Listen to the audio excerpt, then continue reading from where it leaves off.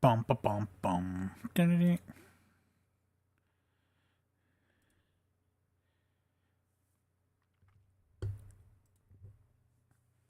Go live.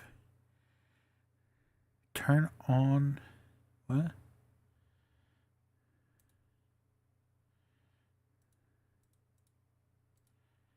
I don't know what that was. Alright. The one we want. Yep. The one look like. Farming simulator. What's up, Tony?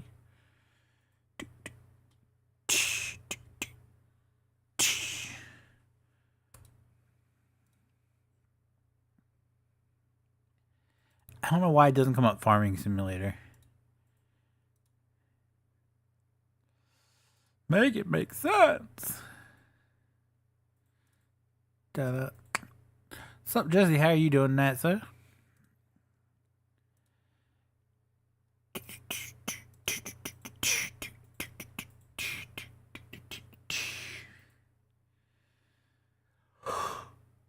Oh, man. I'm good. I'm good. I'm good.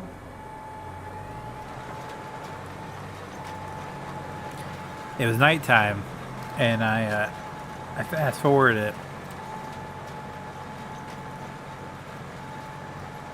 And I forgot I was in the middle of planting, so now we have like this really messed up field because not only did I fast forward through one day, it snowed through the second day. So I fast forwarded it to get it stopped snowing, and it was nighttime again. So parts of this field is like 2 months grown, and the other parts are 1 month grown, and I'm planting other parts. So this field's gonna be all jacked up. Plus we have snow. I'm good. I'm good. I'm good. I'm good. Good. Good. I can't complain.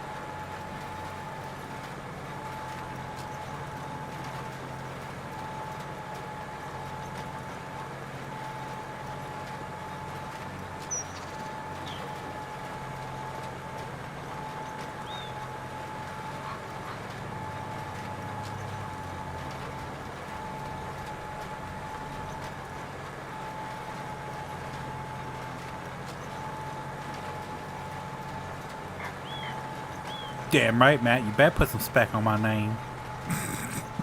How are you nice, sir?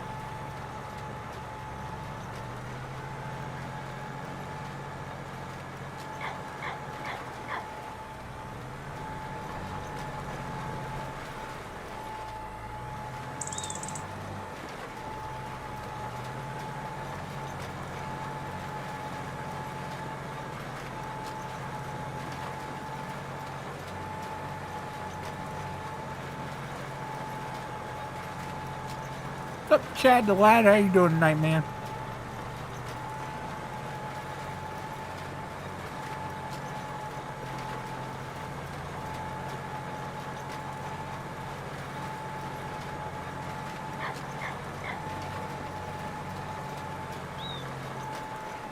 Finally getting a break. No, you're not allowed to have those.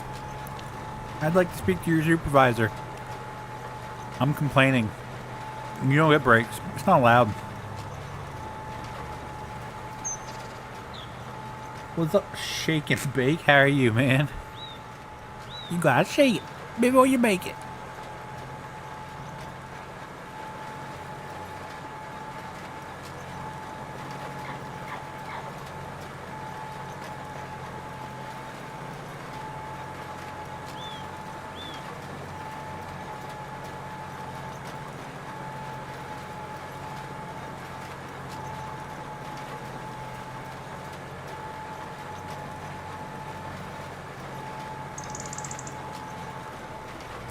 Oh, I'm pretty good, sir. Can't complain. Doing pretty well. I do say so myself. My mouth's on fire right now, but other than that, I'm good.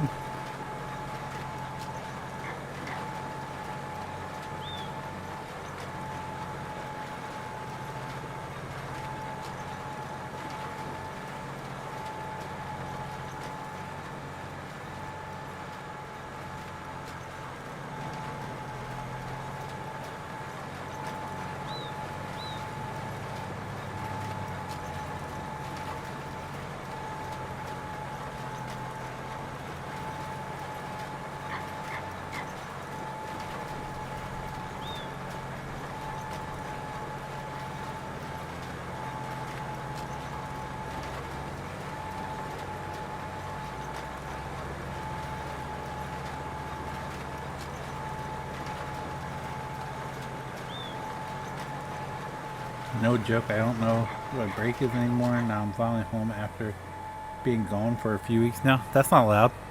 That's not allowed. I had a bone to pick with somebody. You're not allowed to be home. That's I regret them their rules, sir. We're gonna have to see about changing that.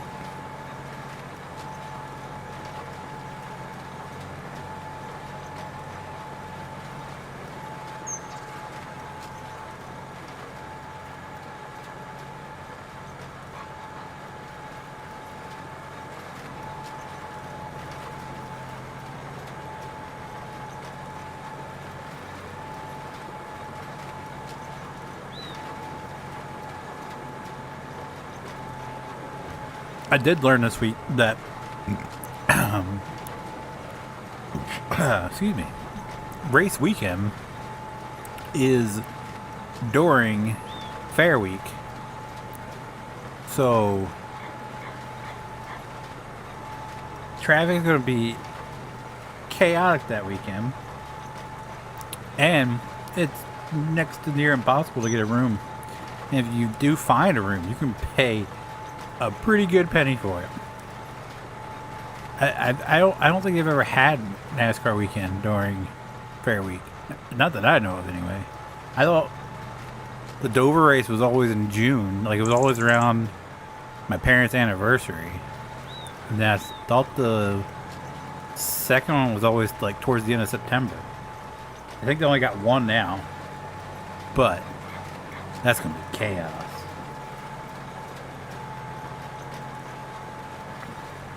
Shoot, things keep going. Well, I've probably gone for months, if not a year.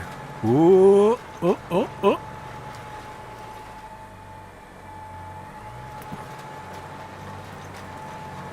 We taking freedom to, we're gonna give a little taste of freedom to some people, is that what you're saying? America?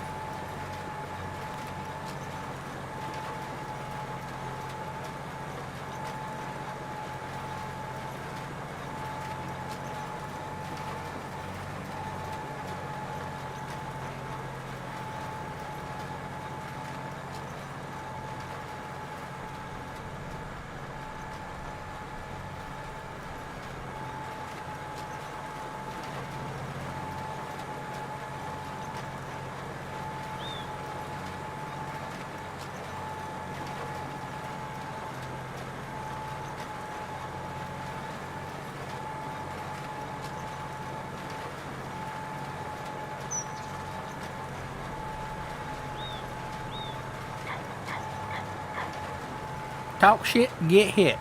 America.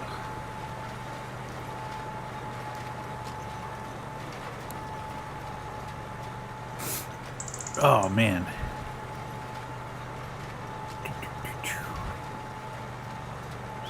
America. Fuck yeah. Coming in to save the day. Doing good things. I haven't placed my driver's side window assembly on my car the other day.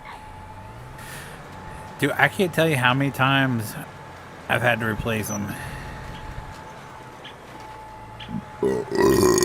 Excuse me.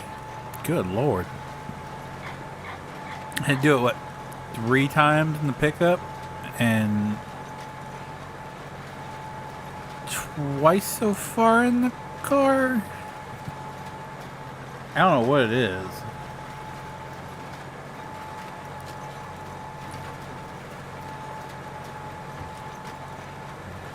Where's the other ladies? Well, JT just doesn't show up on Fridays anymore. He is so sick of farm sim that he doesn't even come into Discord anymore. Brandon has been MIA for like 2 or 3 months. He finally showed up last Friday, but of course he won't come in unless PJ's comes in, and well, PJ's, it's not 9 o'clock yet, but he, I think, was it this weekend he said he might not be around? I don't remember. I know he said he wouldn't be around last Saturday because something about family reunion, or it might have been this weekend. I don't remember. But he usually didn't come in until like after 9.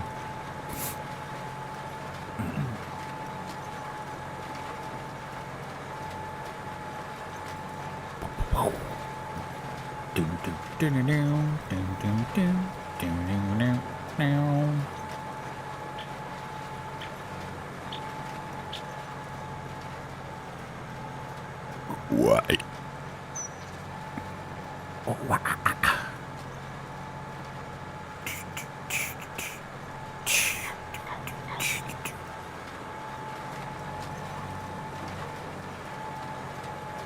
All right. So it takes care of this field, right? Yeah.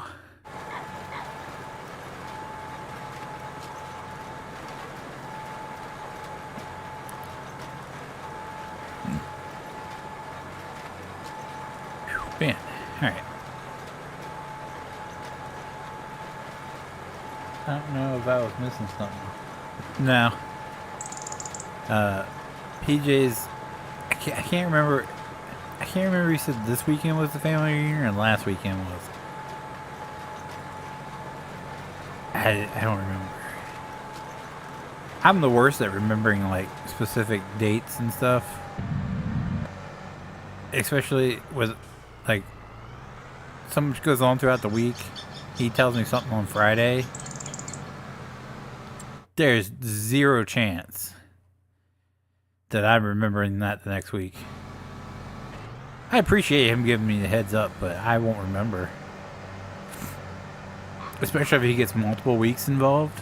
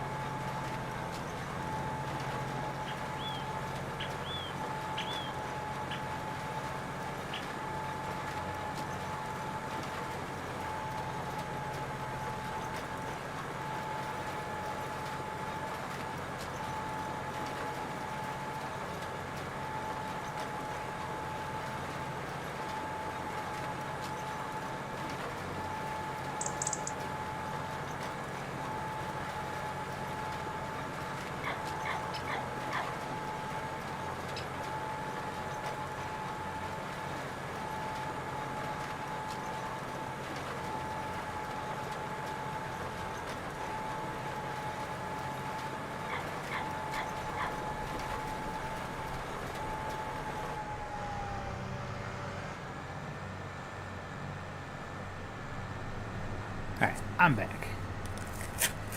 Wait, what can you understand?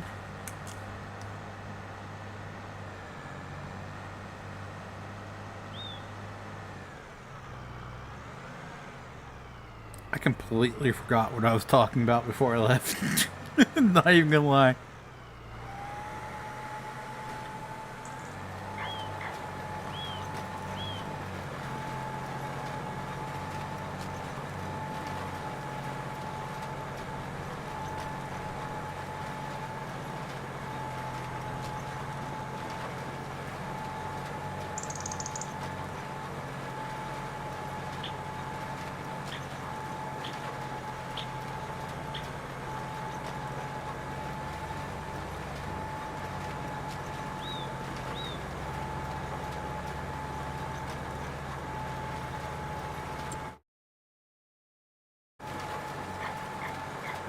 What is this AI even doing?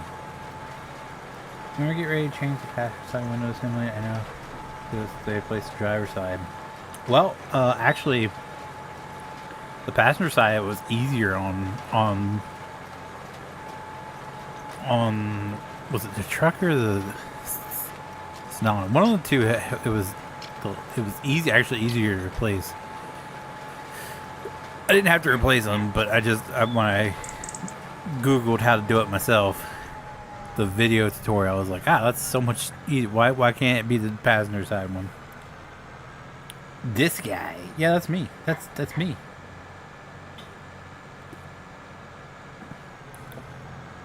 He knew we were talking about him. JT, tell me why. Okay. Come across a TikTok video of a woman getting tased at a truck stop. Now, I didn't know, like, the video didn't say where it was at or anything, but I was just like, God, that looks like Missouri. That's gotta be Missouri.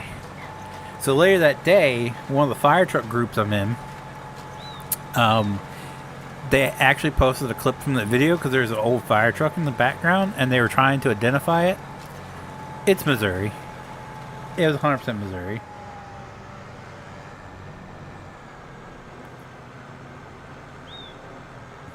I was like, I just looked at my wife. I was like, how did I call that? Like, I knew the second I seen that video, it was Missouri. I don't even know how to pronounce it. It was like, it started with a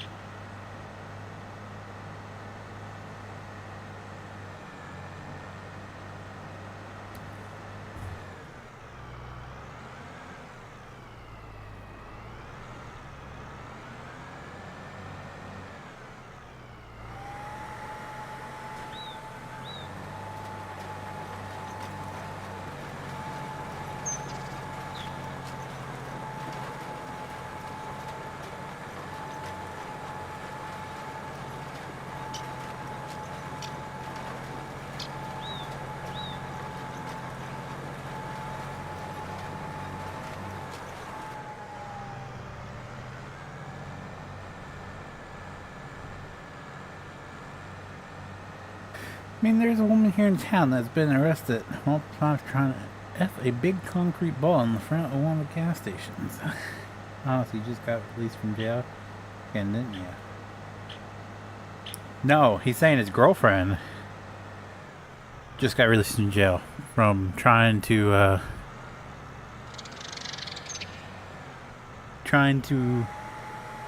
sexually assault the giant concrete ball.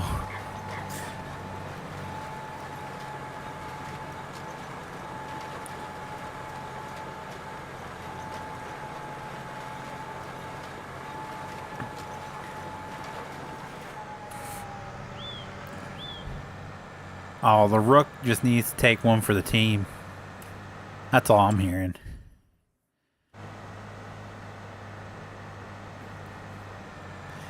This AI got the big dumb, man. The big dumb. Not the little dumb, the big dumb.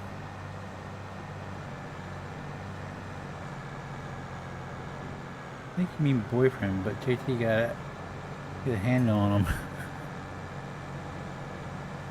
Plot twist. She's not a woman, it's a man, baby.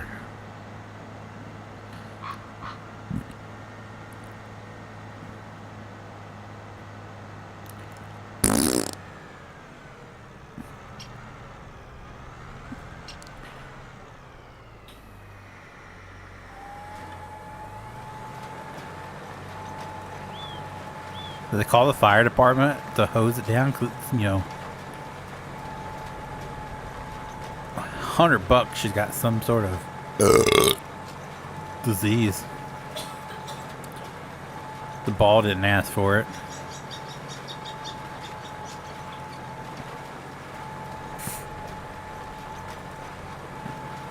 I feel like JT said he has a truck dedicated, like the tank's full of disinfectant. And when shit like that happens, they just call the fire department, and the fire department comes out with the Lysol truck and just hoses the shit down.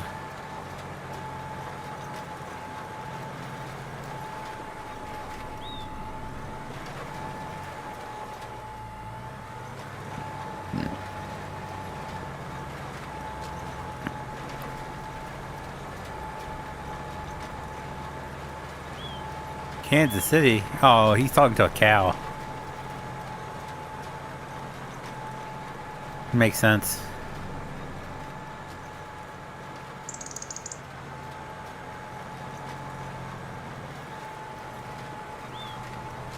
No,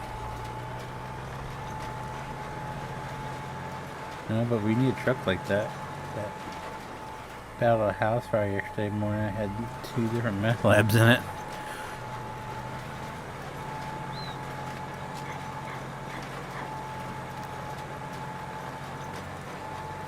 Let the damn thing burn. Just explode. Knock out a couple city blocks. Restart. That's how you get rid of them.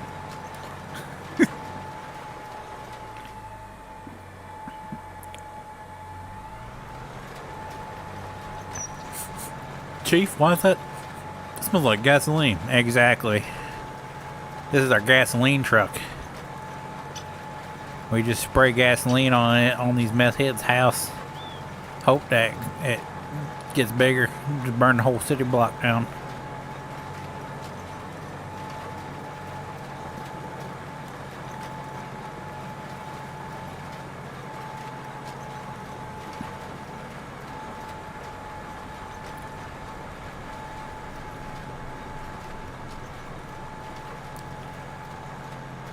Alright, Proby. Here's some C4. I need you to run in there and plant that in the center of the house real quick.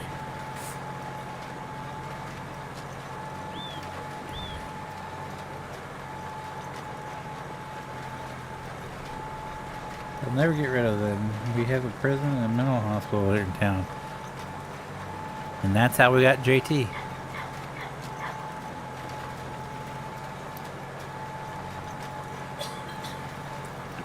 See, once a year they hold the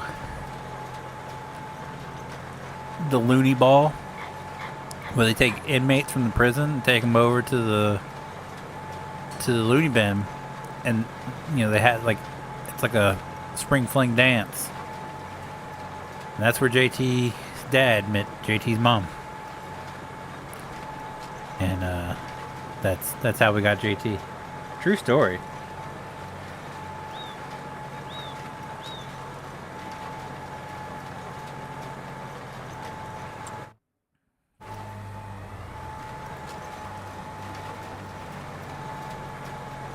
Why can't you join the Discord?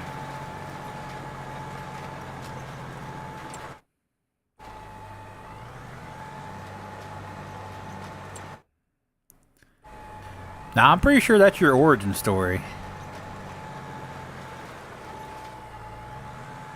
Pretty sure.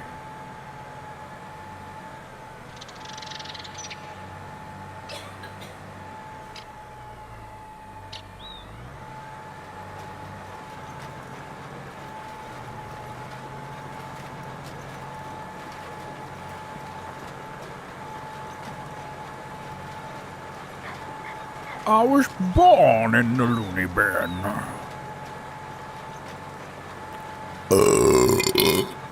Excuse me.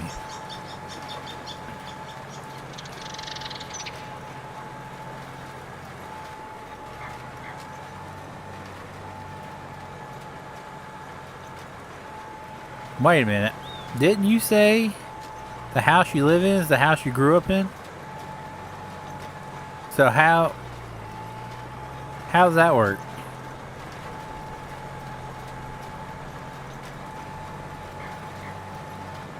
Did they transport by trailer?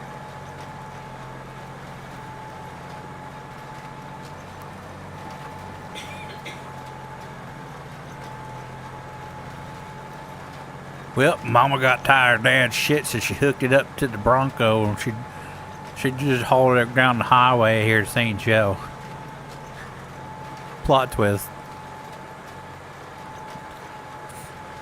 It wouldn't make sense because this whole town is just like the redneckest trailer park.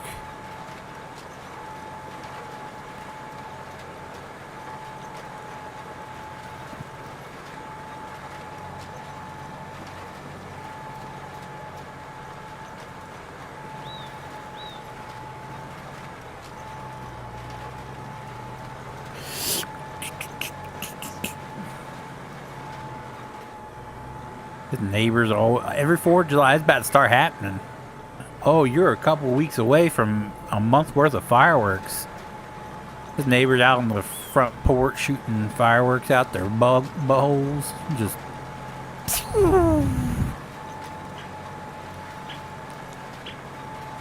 They like the feeling of the sparkles on their butthole. Burns so good.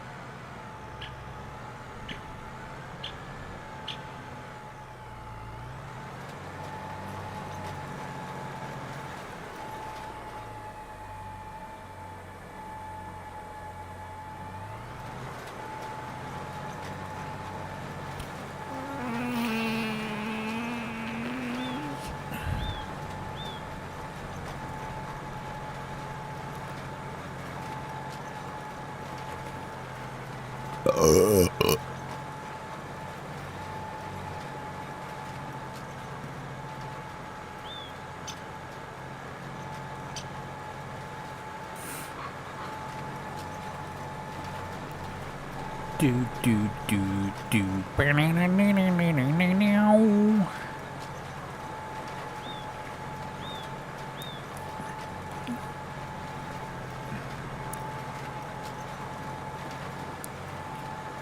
Kaboom. Kablam. Blip blip blip blop blip blip blop blam. Oh no, those aren't fireworks, JT. Those are gunshots.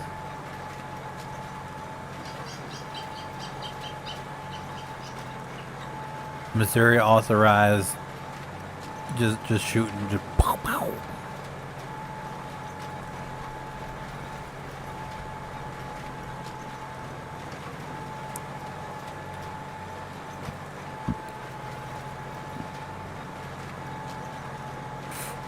Here's what we should do. All right, I got a plan on how well this would pretty much beat any army out there. All right. So we take, we airdrop a bunch of meth in the middle of Iran, right? We drop right in the middle, and then we round up all of the meth heads.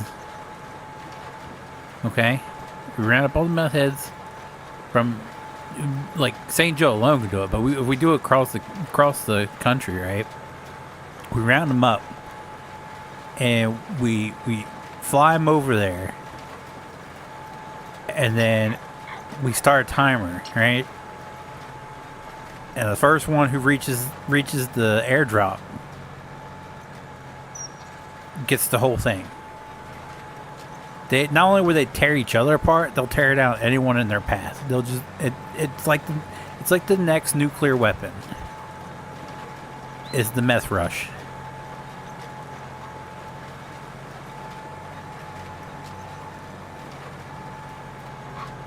Trust me on this. Hold on. I gotta get Donnie J on the phone. This is groundbreaking stuff right now.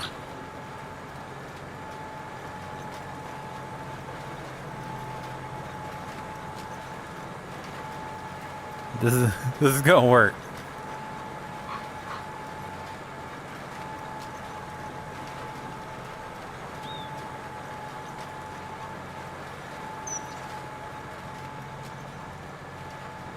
Trust me.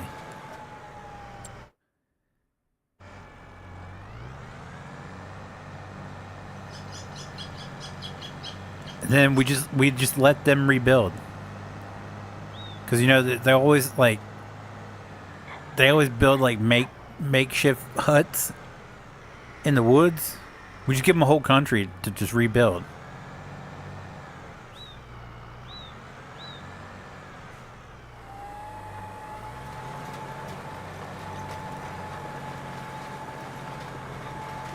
This is a plan.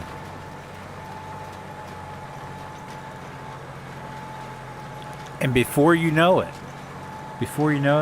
Iran will look like St. Joseph, Missouri.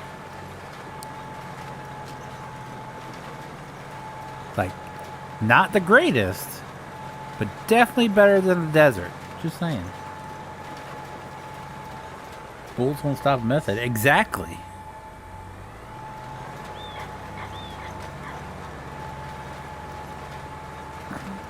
They're like zombies. You gotta aim for the head.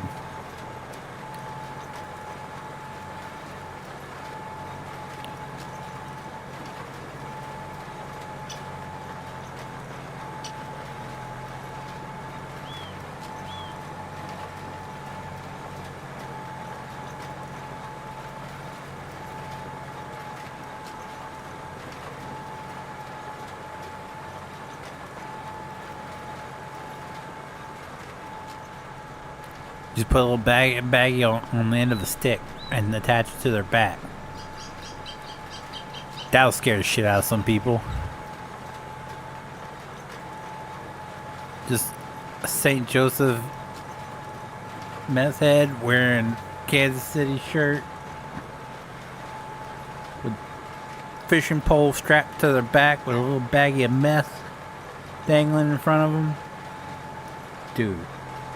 That'd scare the shit out of me. I know that. If I saw that some bitch charging at me. Nope.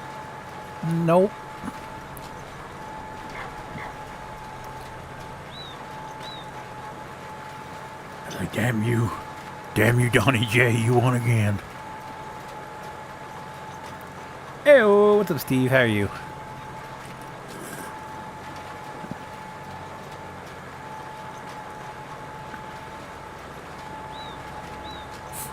All in the hips. It's all in the hips.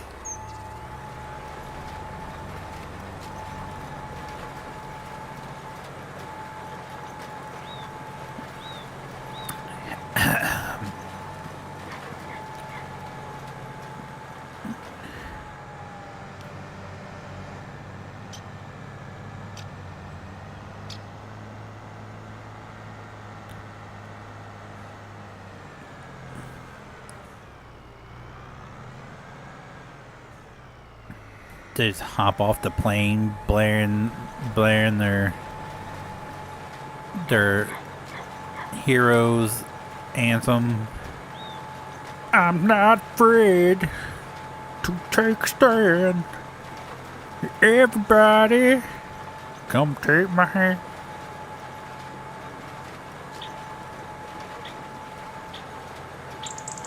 Doing alright, we had a fire outside with the kids smelling like smoke. Bath time.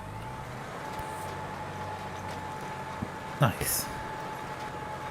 I don't know, that was the best part about when we used to go camp and going to bed smelling like smoke.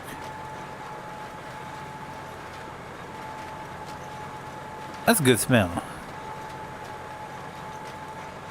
No, not cigarette smoke. Cigarette smoke, bleh. But like campfire smoke, that's where it's at. Alberta's got you covered. Well, calm down, Canada. We ain't paying your tariffs on meth heads. No. No. Not gonna happen.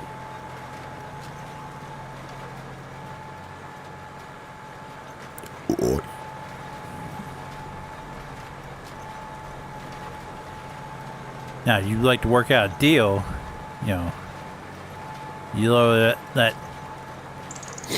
Good evening. Oh, good evening, sir.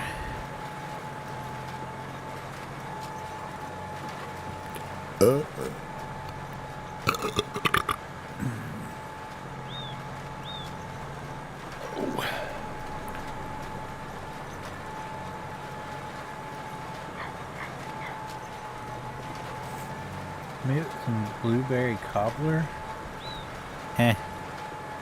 I like blueberry muffins, but this is about the only thing blueberry I like.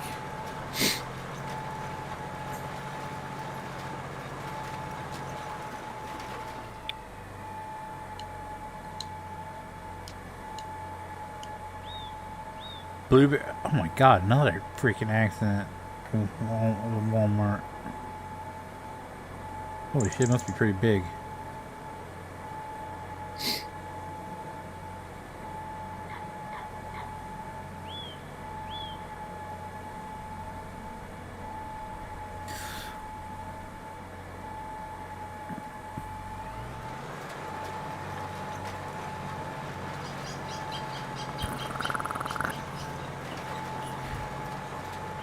Yeah, so, how was last Saturday?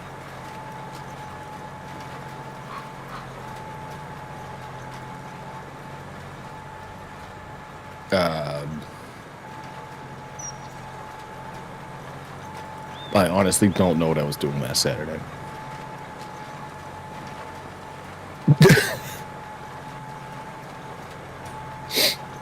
It's just bad. I'm like barely functioning at this point. We were all because I told JT, I was like, he just said he wasn't gonna be around. Ah, he'll show up. Like, no, he said he wasn't gonna be here. He had to go had something to do. No, he'll be here. And then we started playing Uno, and it said you were online on Ubisoft. Oh, I was checking. Because I was inviting him. I was like, wait a minute, he's online. No, I wasn't. I was on my phone. My friend was asking me about. Oh shit! I forget what game it was. Ubisoft ain't really worth it. Looking to, I know. I was just looking to see if I had it in my library.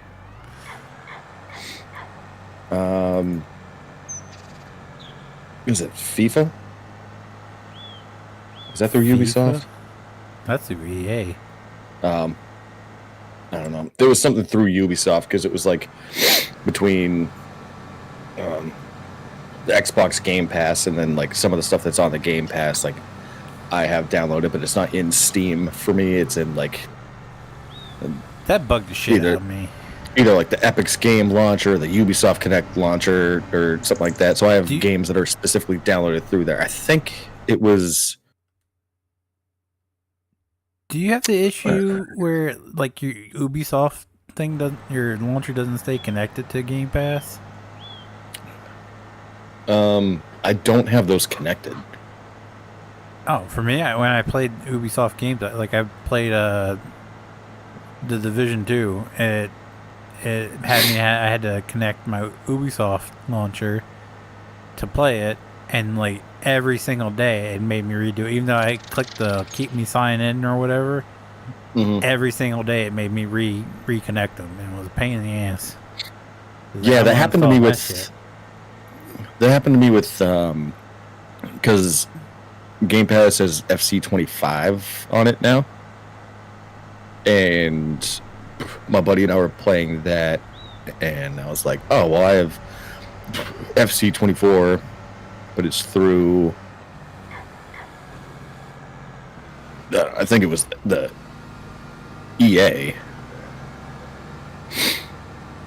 and it Origins. Yeah, There you go. Yeah, it never asked me to like connect the two, but somehow the profiles are connected already. So there must have been like something I've done in the background where like the Xbox app's like already connected to that shit. Yeah, I didn't have any problems with the EA ones. It was only the Ubisoft ones. I don't even know what the hell do I even have on Ubisoft. I can't even That's remember. all. That was the last Tom Saturday. Clancy games. The Riders of the Republic? No, it wasn't that, because I think the only time I tried playing that was with you. And Nah, I only played that one by myself. oh, maybe I did that with my buddy. And we didn't even get into, because it was like the whole intro tutorial thing, and I was like, screw this. So I was on the Ubisoft Connect app. The hell was it? Oh, I remember.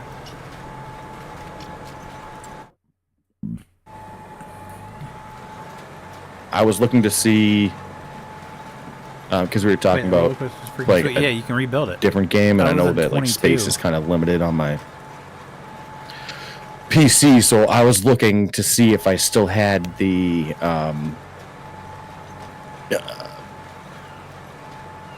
P2P Skull and Bones installed, like the beta test. It was like a month ago. So I had everything installed to play it, and then I never played it during the closed beta. I don't know why you'd want to. But it's that was pretty awful. I just installed it because I was just like, oh, well, it's a free, like, closed access beta. I might as well, like, sign up for it, and if I have nothing to do, I'll play it. And obviously I had other stuff to do because I never even played it, but it was still installed on my computer. So I went in there to make sure that it was still installed. Because I put in, let's see, I installed FC25 and a couple other games.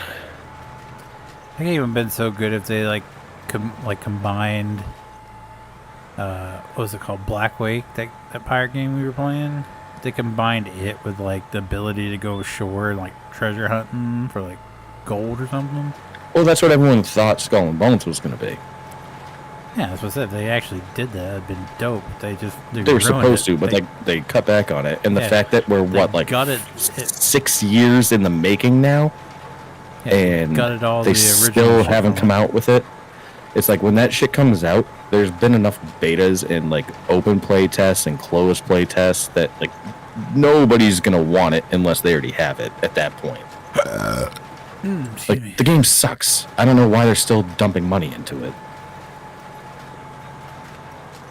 Like they haven't had this issue, like for Ubisoft, they haven't had this issue with a game coming out with like anything else. It's like, why is this so hard? And is it because it's like technically a sandbox? Are they having a hard time with that? Because I think it'd be like one of their first sandbox games. Probably because they overhyped it, and then they allowed everybody to play test it, And they're like, this they fucking realized, blows. yeah, they realized it was shit. Now they're like, Like, oh, well, we're bail. gonna work on it, Yeah. and then they just put out or do another free to play week or whatever. Everybody sees it's still garbage, so they're like, oh, we don't know what to do with it. No one's gonna buy this shit. Yeah, I don't think they're ever going to come out with it. And just like giant LOL to the people that pre-ordered it. Yeah, pre-order like the collector's edition or whatever. It's like you wasted so Yeah, much and that was money on available. It was shit. available 2 years ago.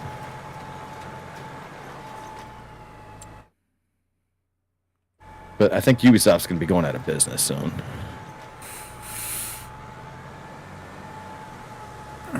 It wouldn't surprise me with all the stinkers they've been putting out recently. Based on what I've read, is that like they can't afford to support the team that's required to like develop new titles. And it's like, well, yeah, of course, because like look at this dog shit that you put out. And this is like you're hanging your hat on this, essentially. It's dog shit. Yeah. So Yeah, especially when you have like these indie And all of developers the that are like other two developer guys teams. developing better games Yeah. than they've put out in decades. well, all of the developer teams, like Blizzard and stuff, like they've all laid off people. Like all of the developing teams, and it's because like when it comes to programming, like AI can do most of the programming. If you're essentially just replicating the base of a different game, like they can just take all the scripts and stuff and have AI just like add on scripts to it, and then they test what the AI does. So it really only takes like an AI tester.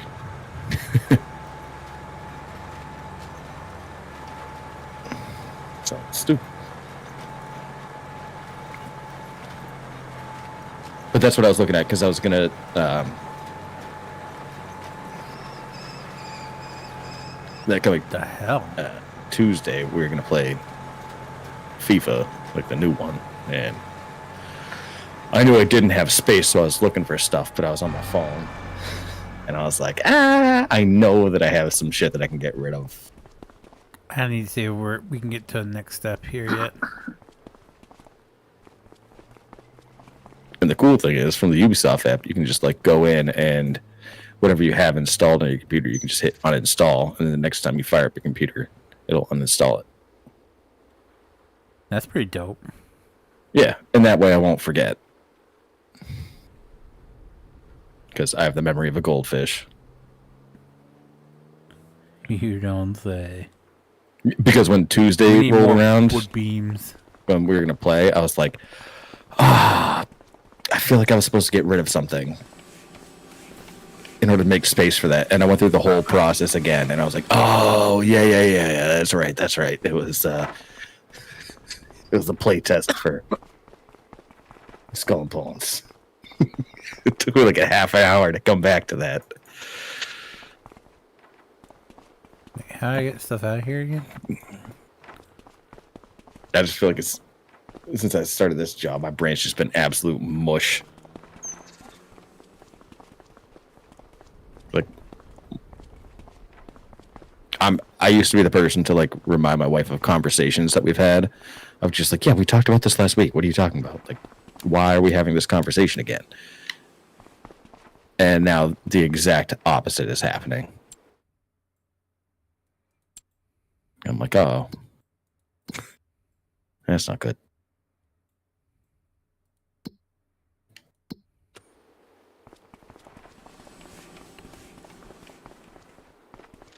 Don't mess up now, Aaron.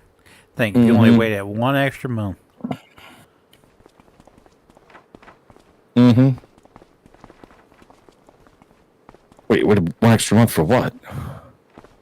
The program be shut down. The AI stuff. You said that if you waited 1 more month, you still have you would kept your cushy Oh, job. yeah. True. Damn, now I gotta remind him of shit. This is. I know. Okay. That's what I'm talking about. Like, I'm just like a shadow Am of what I missing used to be at something this here? point. Like, how do I? Like, this consumes my life. It's funny because I had a meeting today. It's like my boss is off starting from this past Wednesday up until next Wednesday. And I'm off Tony! for all of next week. Tony, how do I do this?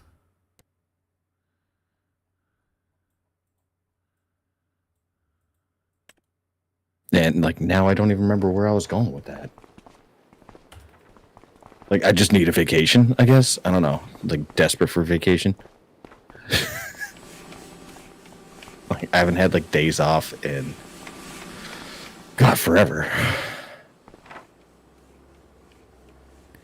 Vacation. It's just like, I ever want. oh yeah. I meant what I meant was had to get away. at a meeting today with some random guy,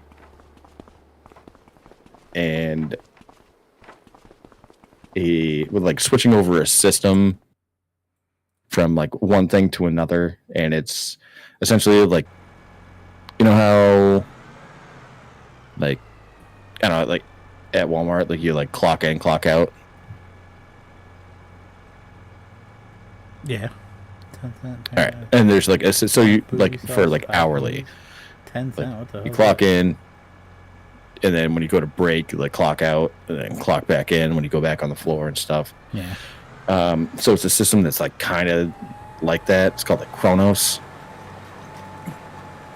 and we have a bunch of like scientist guys, and they like clock in, clock out like that. But their time, they also have to like enter a code when they clock in and clock out because they're assigned to like certain projects. So we need to be able to like track how much time they're spending on a certain project. And that system is changing over to something else. But the previous system ties into all of our reporting stuff that we use. And this new system, they're not really sure how it's going to work. So they're all concerned about how that's going to happen. And it's being implemented in like August. And so this guy, I've never heard of him before. He just like reached out to me and scheduled a meeting for like today at 11. Mind you, it's Friday and we're in summer hours. So my day ends at 12.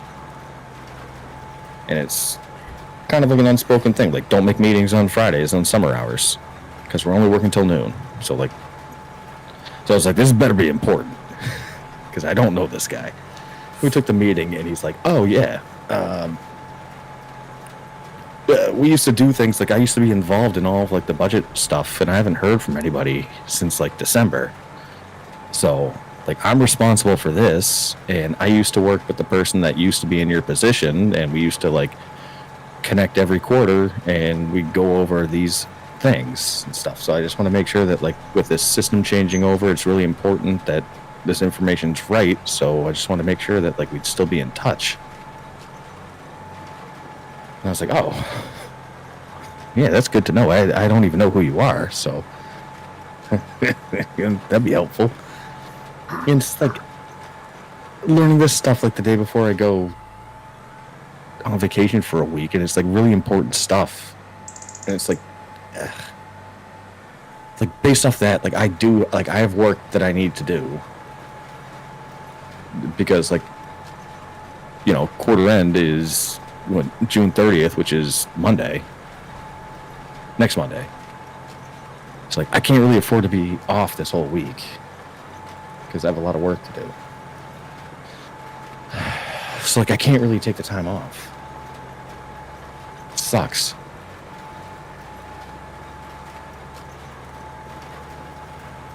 Who the fuck is that guy? Yeah. Exactly. Well, yeah, but based on what he was telling me, I was like, dude, why hasn't this guy been involved in our conversations? Like, we've already been through a forecast and stuff. Like, why aren't we talking to this guy? He seems to know a hell of a lot more than the other guy I was talking to in this space. Wait, how long have you been in this position? What is it? Today's June 20th. I started in this position April 1st. So you've been in this. You've been in this position since April 1st, April, May, now June. So almost 3 months. Yeah, but he hasn't reached out in 2.5 months. He hasn't talked to anyone since December. In his defense, like, he isn't.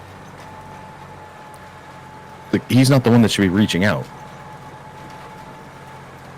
Like, he said that, like, the person that was in my position before would reach out to him every quarter with, like, hey, here's the template. Like, fill out the template with all your changes for the next forecast, and we'll go over it together. And that didn't happen, but we've only had, like, one, technically, like, our last forecast ended today. So, I'm sure, like, forecast 1 rolled around, and he was like, I didn't hear anything. And now he's reaching out at the end of forecast 2, being like, yeah, so I can understand, like, am I still gonna have a job? Right. Yeah, like, am I still doing this? And I was like, yeah, man, like, I've been talking to your boss's boss, who's, like, the head of the entire space, to get this information because that's what I was told to do. Like, I don't fucking know. Like, I'm new, so I don't know. And he's like, oh, yeah, I always had conversations with this person, and I used to be responsible for this. And I was like, well, that makes a hell of a lot more sense, because the guy that I was instructed to talk to is just like, I don't really know about this stuff. Like, I just will give you, like, any significant changes, and that's really all I know or care about. I'm running too much to care about the budget for this. And I'm like, well, that's not helpful. Because, like, I put in no changes for his area for this most recent forecast because he said he didn't know and he didn't think there was any changes. And that was the person I thought I was supposed to go to. So now I'm finding out, because that was all due before I met with this guy. And now I'm like, oh, okay. So, like, you're the person I'm supposed to be talking to. Got it. Did we just become best friends? Do you want to do karate in the garage? Sure do. He's like, I live in Minnesota, but that's okay. You want to make bunk cubicles? Do you want to set a Teams meeting to just do karate? Yep. Yep.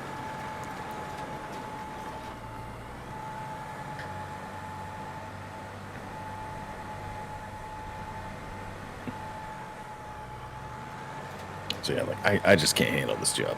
It's just not fun.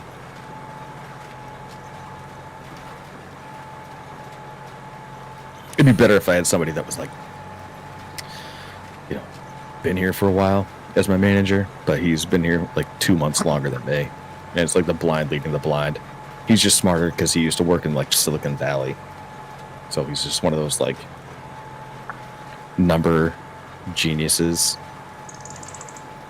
But he doesn't understand anything. And it's like, dude, That's the same thing that guy said about you when he walked out of the office. He's just like, he's like, this guy. He doesn't know anything. Yeah, pretty much. I'm pretty sure, because he's like 2 years older than me. Like, I'm pretty sure he says the exact same thing about me. But the difference is, like, I'm not a manager. It's on him.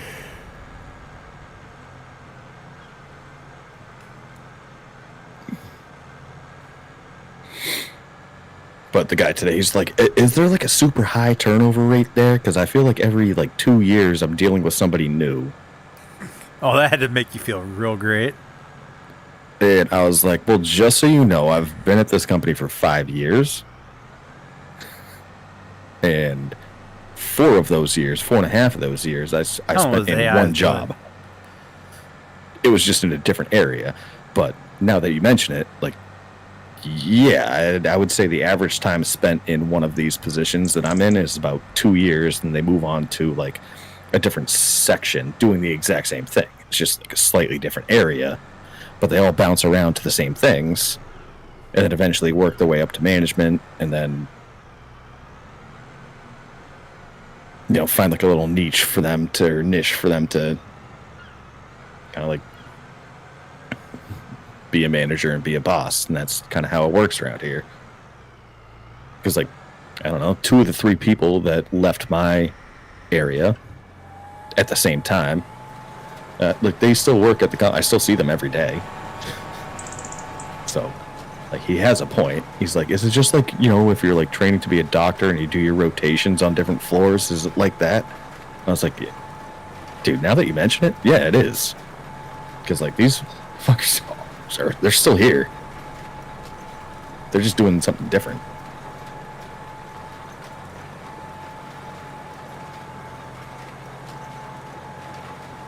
But it's all about making money. Dollar bills. So, like, well, I mean, if I were to get, let's say, like I'm in my current position now, and then I get promoted back to, like, the position I was in before I left, then, like, my paid bump is, like, I don't know. I think it's good. It's not great. Wait, how would you get promoted back to your old position? I took a demotion to get here. God, you really, really, really, you really hate this job, right? You Well, I took make a more money. demotion to get you make more money being demoted than promoted? What the? Yep. That don't Dude, make any sense. Corporate's sick. It's just like, it's like this little niche built in that it's like this secret area where just like everyone makes a bunch of money and moves around from position to position to like bounce around to like make like $10,000 or $20,000 more per position, and they can justify the increased pay based on their relative or like relevant experience, because they're like, oh yeah, I've done finance, and I've done finance like at this company and specifically like in this role, so I have the experience, so it's better for you to hire me than an outside candidate because I already know everything, so you can get paid more to go into the position, because it's a huge range. I'm talking like each position has about like a $50,000 swing in your like bottom pay level versus the top, if that makes any sense. So like if you have relevant work experience and you can just like show up and get going from day one with like minimal onboarding, they will pay you a hell of a lot more than if you need like a lot of onboarding for the same position, like $30,000 more.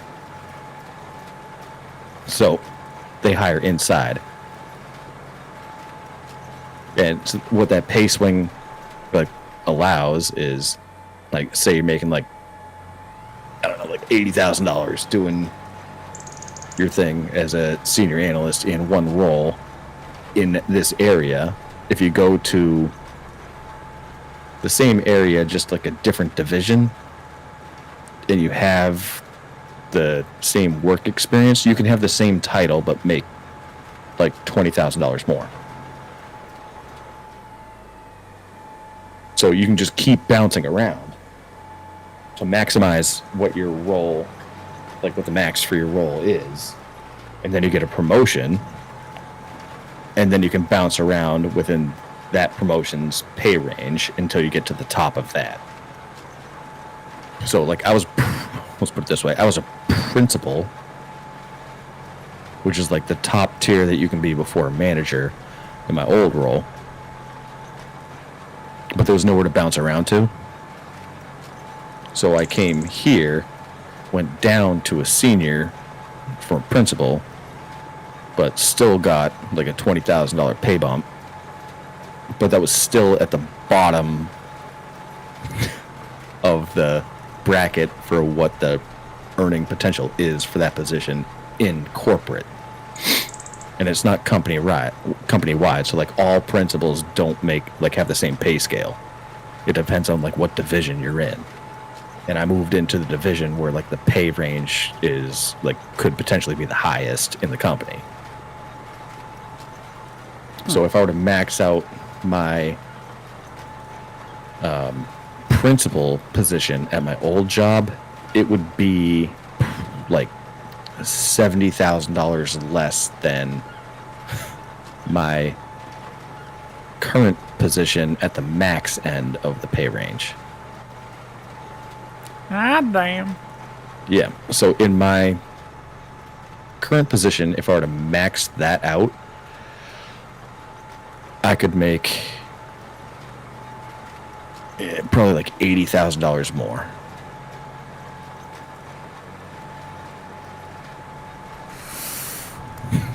Which is insane. So damn confusing. Yeah, it is. It is. I had no idea, like what that was. I needed to get out of where I was, so I was like desperate. So I was like, I'll take a demotion. That's fine. And then they told me like what the salary was going to be. And I was like, oh damn, that's more. Okay, sure. Demote me, daddy. Yeah, then I found out what the other people that have been there for like in this specific position for like 3 years, what they were making, and I was like, holy shit. Like, I didn't think I'd ever make that in my lifetime. All I have to do is stick around here for 3 years.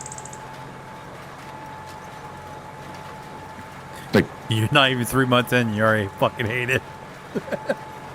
I know, and I'm just like, how the fuck am I gonna make it 3 years in this? And now I get it, because like, it's a grind. Nobody wants to do this. I completely get it. 33 and a half months left. Shit. I just need it on my resume long enough where it doesn't look like I bailed. So I need like 18 months. Year and a half. Because like I'm taking this and I'm going into local politics.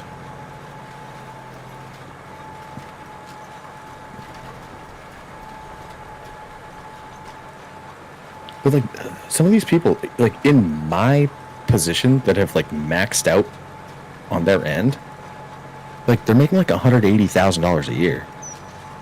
Damn.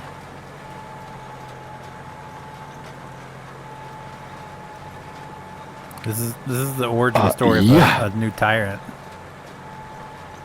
Like, I was just like, are you? Can I get to that?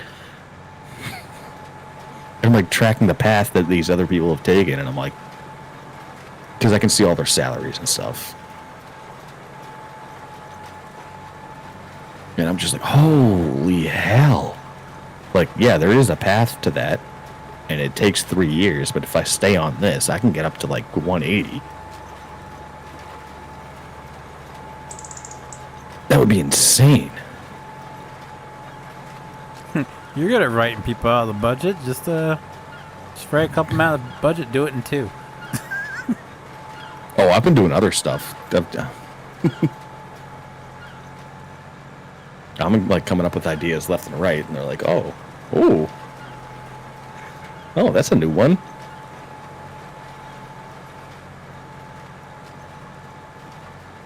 It's like I've had like 10 years of being like, why did I get laid off?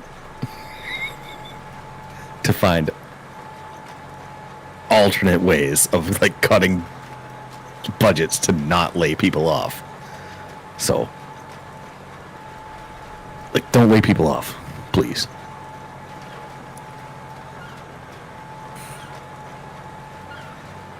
Nah, they're gonna do it. AI, so far, my so friend, good. you just explained it with the gaming world. AI, my friend. They were already trying to do it at your last department. Yeah, this department, they're doing the same, but it's actually like good. It's actually like what it's supposed to do. So I have what's it called? Copilot. It's like Microsoft's equivalent of their AI thing. Dude, it's super cool. I can just be like, get like a complex spreadsheet that has a bunch of tabs that's like split out by each department. And I'm like, hey, can you like take each tab and like send it to this person with like a general statement saying like, make any adjustments that you need and send it back to me by this date? No. And it just does it.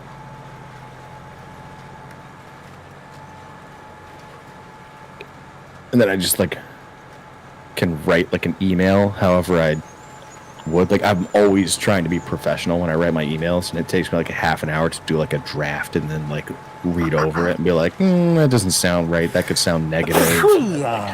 Rewrite it. And I've started using Copilot. I'm like, hey, draft an email that's like, I don't know, says this, but put it in a nice way and professional. And then it writes it up. Hey, Copilot, can you tell this guy to go fuck himself, but do it nicely? Literally, that's what I do.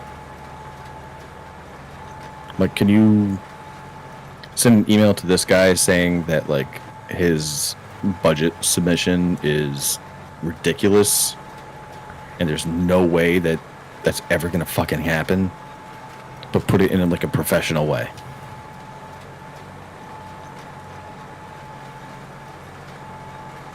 And I literally send that out to them because it's so good. And it's like, well, this might seem practical in your space from a budget perspective. It doesn't fit with the directives from senior leadership, so we may need to make some adjustments. And I'm like, hell yeah, that sounds professional. I'd buy that shit. Mm-hmm. Send. You would. I've for the first time, Chat GPT or whatever it's called has been a thing for how long? Never once fooled around with it until someone Dude, it's fantastic. It's Jesse's amazing. Discord was talking about it, and I've been fooling around with it. It's good lord. That I don't even know what it is. basically it's AI. You can type in, like I've had it generating like logos for fire departments I'm creating. And I put in my old resume plus what I was like currently doing, and I was like, add this stuff into my resume and then reformat it to make it appealing to somebody that wants to hire someone in like budgets. And I literally created my resume from ChatGPT. It was awesome. mm-hmm. And you know what's funny is I was reading an article from the New York Times, and so they're starting to have AI do interviews for people. So instead of talking to a human being, you're talking to an AI bot. The fuck? Yep. And then what people are doing is counteracting that by using ChatGPT or like AI to Answer the questions. design the resume and answer the questions. Yep. God. And so one of the biggest issues right now is everyone's saying that like the job market is just full of like scams and bots and stuff like that. So it's so hard to get a job because everything's being done by AI and it's just not right. Like just from like the basic stuff.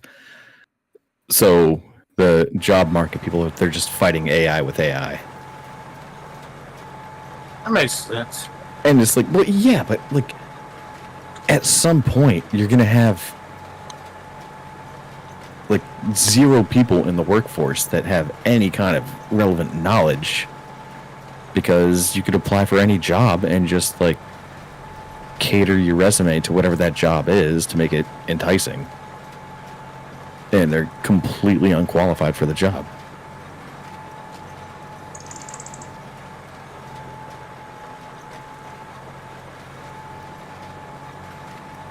It's like, I don't know, that's a huge hole if you're like a hiring manager and you want to have AI run your shit. It's like, well, you're going to have AI hire this person that's using AI to counteract the bot.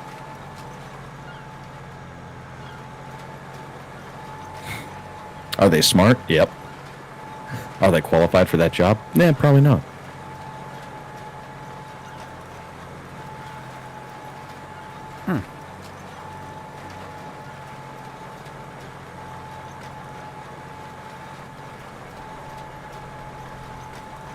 But dude, ChatGPT is pretty damn good for like basic things.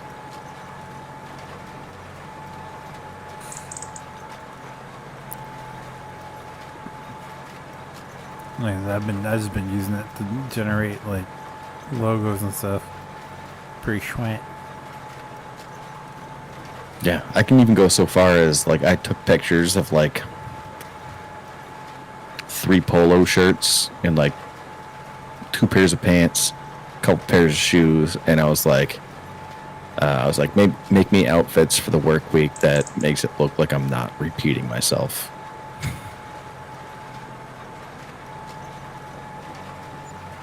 It can just like straight up pick your wardrobe for you. Yeah. Only you, dude. Well, when I only have like 2 pairs of pants that fit, and like a couple pairs of shoes that I would designate as like work quality shoes, which is like super subjective because there's people wearing like Converse All-Stars to work. Oh, you're not in the hip crowd. No, I told you I have one coworker that I just refer to my wife to as Gen Z.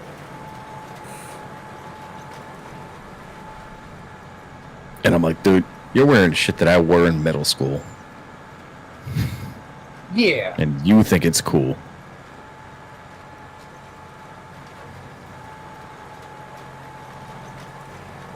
Dude, everything from our middle school days are coming back. Like I know, cassette but you know what I players. hate is that it's not cool if we wear it again. It's like, bitch, I'm pulling this out of my... Dude, I had these when attic they originally storage. came out. What are you talking about? Dude, my generation has created Jinkos. What are you talking about? Yeah, it's like, I got some Lee pipes with a bigger circumference at the ankle than you've ever seen in your life.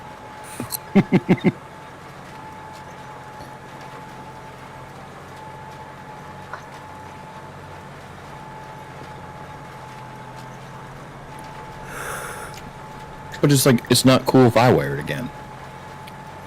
Yeah, 'cause you're old. I'm 36. We aren't old. We are. Classic. We are. And you know what's sad is that I'm starting to be able to like better recognize, like, you know how you could like look at someone and just like kind of guess their age? Yeah.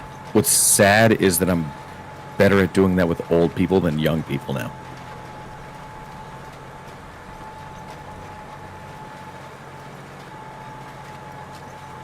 It used to be vice versa. Like in my mid-20s, I could tell if someone was like 18 or I could tell if someone was like 35. And then once they got to like 50, I was like, I have no idea. Are you like 70 or something? I don't know. Jesus. What? Over the hell means you immediately just skip 20 years and go to your 70s. Yeah, when I was like 18 or like 20, something like that, like my college age stuff, I couldn't tell if someone was like 65 or 75. I had no idea. Could you? Yeah. Yeah. What? I don't know. Now I have no clue. For younger kids. I am watching this trial now that like Karen Reed is free. Boo. I mean, she did get the OUI, but like, she hasn't been driving for like 4 years, so who cares? Still boo. What do you mean, boo? I don't think it was enough to convict her of murder, but I just didn't like her. I've been okay. Boy, you're such a Karen. Your first statement. No, she's a Karen. Your first statement says it all. Yeah. There wasn't enough to convict her. Yeah, but I couldn't stand her, so I kind of hope she got some Cool. jail Could time. you stand like the McCabe family? Could you stand them? No. Jen McCabe Or the Alberts? creeps me out. So Right. the So footage she's from no her, worse than the rest of them. the footage from her first trial still kind of like late at night. If I would have saw that at the edge of my bed, I probably would like have a heart attack. She would, like, she's bug-eyed and like no. Oh, I thought you were gonna say beaten off. Okay. No. Well, No. that's you.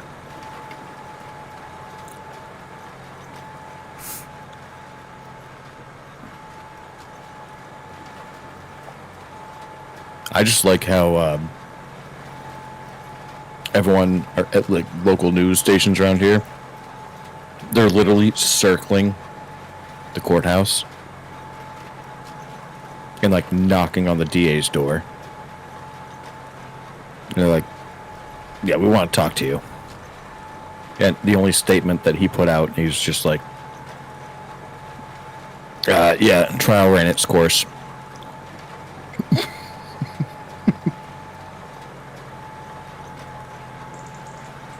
It's like, sir, that has to be hands down the most expensive OUI conviction in the history of the country, the world.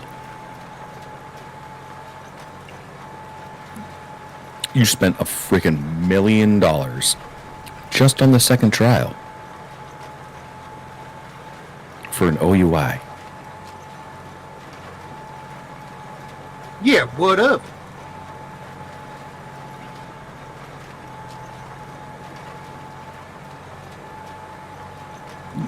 JT, I'm pretty sure if this happened in your county, you'd be pissed at the fact that your county spent $1 million to convict someone of OUI when, no, it's pro bono essentially because they have. But it's funny because there's a woman that's running against him because he's up for re-election next year, and she did a breakdown of like what their budget is for like the DA's office, and it's like $11 million, and that's mostly spent on like salaries and wages. They have a $2.7 million operating budget, which is like considered extras and stuff. And over a third of that, she said, over a third of that was spent on the second trial alone. So if you split that into thirds, $27 million, that's $900,000 just for the second trial. And this budget goes towards, by the way, this budget also goes towards like building maintenance, like utility bills, all that kind of stuff. I'm not kidding. Window AC units. I'm not kidding you. Yes. It's like you on one trial, you spent $1 million of your $2.7 million for the year just on this trial. And that doesn't go to like the extra security, doesn't go to the extra personnel that's required to be there. That doesn't go towards any. It's just the trial alone. God damn, So he why blew it cost so through. much? They spent $400,000 on Aperture. Jesus. You know the blue paint guy? Yeah. $400,000 for him to do that. Jesus Christ. And that doesn't include the extra SUV that they bought. It doesn't include any of the other witnesses that they pay, or experts that they paid for. It doesn't include most of that stuff. But like $400,000 alone on Aperture for them to do the blue paint test. And then to come back and say like, well, we actually don't know where he was or what happened.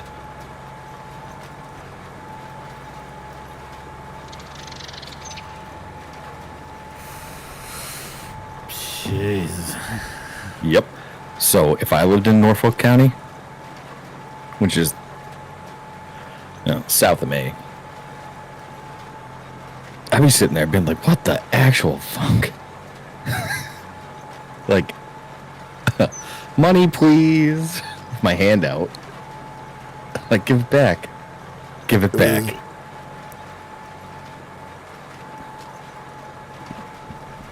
Can't.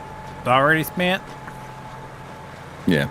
If you get a chance, you should listen to, I don't like the guy, but Howie Carr. Jackson did like a full interview with Howie Carr. And he basically just came short of saying, like, he just threw Morrissey under the bus and then said that, like, he's never encountered a judge so in line with the Commonwealth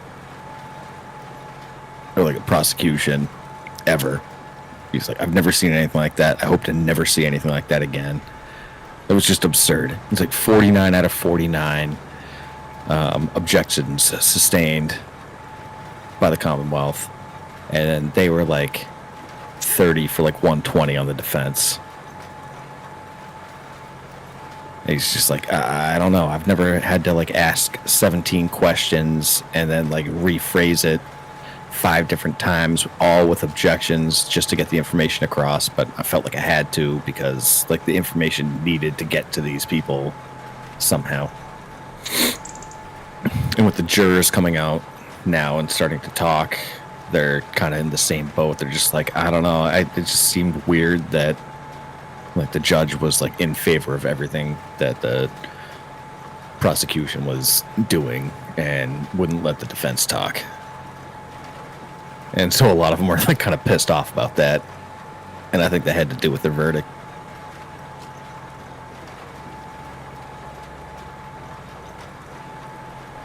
Well, that's how you go through $1 million. You gotta pay the judge off too. Duh. Yeah. I don't know if you watched on, that was that was Thursday. When they came in and they had like they said that they had the verdict. And then they were just like, oh, LOL, JK. Yeah. Okay, Knocked on the door, it's the verdict, and then as they were getting set up, they knocked on the door again. It's like, yeah, actually, we don't. dude, so I was in the office and like my manager was off and like the other 2 people on my team, we all sit in like a row of cubes and they were all gone. I was the only one there. Our office was empty on Wednesday. And then like I heard that there was like a verdict. And so I was watching the thing the entire day on my phone. And then they were like, oh yeah, LOL JK. And then this girl stood up like a few rows down and she's like, are you kidding me? And then she's like, I'm sorry. Is anyone following by any chance? Is anyone following the Karen Reed trial? And I stood up and I was like, hell yeah. I am. I've been literally watching every day of trial on my phone at my desk. And there was a handful of people that looked shocked. I was like, what? How could you not? Like, what else are you doing? Oh my God, God forbid you like watch something while you work. And then so there was like a handful of people that stood up and I was like, oh my God, finally I can talk about this with some people. We talked about everything and then I had my like AirPod in my ear and it was still going on my phone and that's when they came back with like, oh, they actually have a verdict. And I was like, everybody shut up. There's actually a verdict then. Hang on. They're calling everybody back to the courthouse. And the girl was just like, how would you watch that or how would you listen to it? And I was like, oh, these are not my people. Come here, young Padawan. Like, let me show you. I was like, YouTube? Like, come on. And I started rattling them off. I was like, Law and Crime, Court TV, NBC 10, WCVB. Like, there's like, you know, Come on, guys, 15 there's a places to whole watch this. subreddit thread Like, on come this. on. Yeah, well, I was just like, I actually have like a window open on Reddit, and I just like refresh it constantly just to see what's going on. And so they were just like, tell us what it says. So I actually had to like sit there with my AirPod in my ear, watching the trial on my phone, and like a half dozen. It was just like looked like a little group of like prairie dogs like sticking out of their holes. They're all like looking at me, and so I had to like read off live. I was like, first count, not guilty. Second count, they're saying not guilty. But it's a lesser charge. It's going to be the fifth one, OUI, guilty. And then not guilty of the third charge. And they all were just like cheering in the office.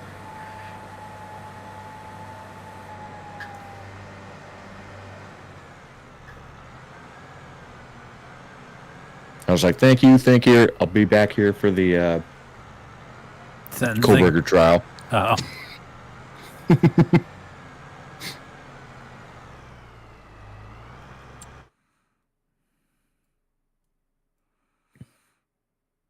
No, that's the next one I'm curious about. The next big one they're going to be covering is the Sandra Birchmore, which I really don't want any part of. What's that about? It's disgusting.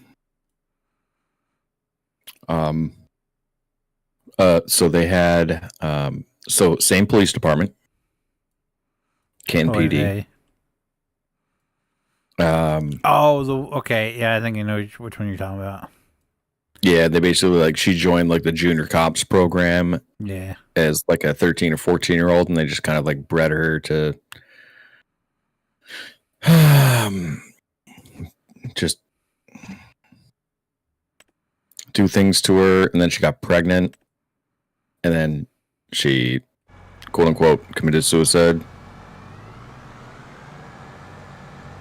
But coming to find out, she was actually murdered by one of the cops because he was the one that got her pregnant. And they brushed it under the rug as a suicide. And you know who the lead investigator was on that? Proctor. Yep. Yep. All goes back to the Canton PD and the Stoughton PD.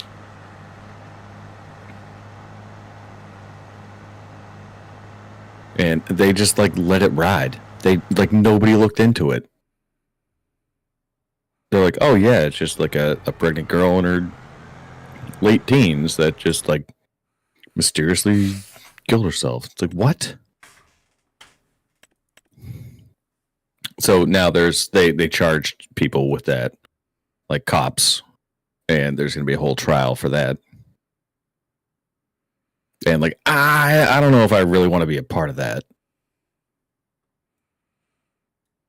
Like, it's heinous. It's way worse than Karen Reed. It's awful.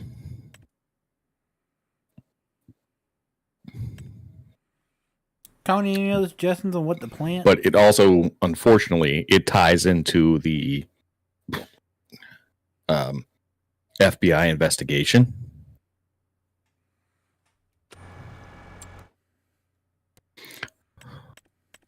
So it is part of the same investigation. Well, it's the same but different, but it all kind of ties together. They're adding this into the overall FBI investigation, and it's not good. It's not looking good. It's just sick. Just absolutely sick. It's like you really can't trust any kind of law enforcement around here. I mean, even locally here, like there was a whole deal. We had, I think it was like one of the police officers right now in our town's like suspended without pay for, I guess his brother got involved in a hit and run in town, and they like didn't write a police report on it. And then there was another thing where like the police chief from a different town was like pulled over for DUI, and then the cop in our town was told to just like not do anything about it, and then like that came to light, and that was the whole thing.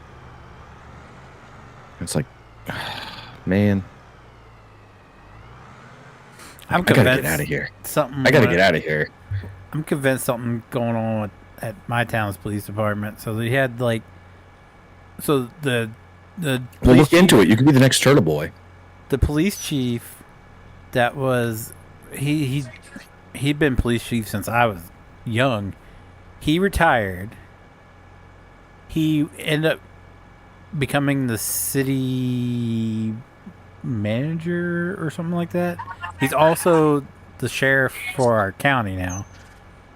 So the assistant chief, they skipped over him and went to the lieutenant, who he was like chief for like 6 months, and while he was police chief, the assistant chief was going around town telling people he was the police chief. And then like 6 months after he got promoted, he retires. So then they skip over the assistant chief yet again and go with the new lieutenant, who he got promoted to chief in 2023. He's now retiring. They just announced it this week that he's retiring. Oh, and then like late last year, the assistant chief retires. So like and then every single cop that was in the department, with the exception of one who is now the lieutenant, since like the early 2000s, gone. They're all gone. And the one that follows me on Instagram, I ran to him. He's the second in command down in Greenwood now, and he was like, basically what happened was they didn't want to pay any of the cops. Like, so they hired all these officers at the same time. Their contracts came all up at the same time, and they didn't want to pay any of them. So everyone's leaving. And every new cop they've had since like 2019, they last a couple months and then they're gone. Like even the newest one, like they hired a bunch of them, not even from the State Police Academy, from the Dover Police Academy. They hired a bunch of them out of there, and then they hired one from up north. She was like 3 years, and they're like, this is gonna be. She's like the new, I don't know, like higher up. She's gonna be like the veteran, teach these young kids everything. She lasted like 3 months. Now she's down in Greenwood with the other guy. I'm like, what is going on here? And like that, they make this huge, like, when they hire these cops, they make a huge thing, and then they just discreetly disappear, and they just like wipe them from the department like they never existed. And I'm like, what is going on? Damn. I'm telling you, it's some fishy shit. Yeah. I mean, in my town, we had a whole thing. I remember because the cop that got in trouble for him lived diagonally across from my parents and like grew up in our neighborhood, like on our street. Good stuff. It's just like it's the same thing. Like people think how ridiculous it is that, or like how wild it is for like a conspiracy theory, like what happened with Ken Reed and what they were accusing. What happened? Like people think how ridiculous that is. So like, let me tell you this. All right. So the chief of police used to live not on my street, but like on the street perpendicular to ours, but like 2 houses off of that intersection. And he was the police chief for like 20 years. His kids were maybe like 5 or 10 years older than me. So we didn't really hang out with them, but they would like pop by the neighborhood. And they were always like the cool kids. They had like the gas powered scooters and stuff, like driving around, and like would always zip past us, but they didn't want to like play in the street with us. Anything like that. And then both of them became cops in our town. And then eventually their dad retired from being the chief of police, but then they were both like, in positions of authority, and they were running the budgets and stuff. And then they got accused of cooking the books on overtime in like standard time, where people wouldn't even show up for work and clock in for a full shift and clock out, but like wouldn't even show up for the job and stuff. So like we had a town audit, and that came out, and there's a whole thing against the police department, and everyone was just like, oh, F these people. But it was his kids that were in charge at that time. Like they weren't the chiefs, but they were like, they're both sergeants. And like the guy, like his kid, again, they grew up right down the street from us. Like his kid moved into the house diagonally across from me, and he was the one that was completely responsible for all of like the bookkeeping for like overtime and like all this stuff. And it became a huge thing. There was like a huge lawsuit and all this stuff, and he got like publicly shamed. Like nobody wanted anything to do with him, and he essentially like got kicked off the force, and he left for like 3 or 4 years, and then came back, moved back into his house, and then went back on the police department. Like nothing ever happened.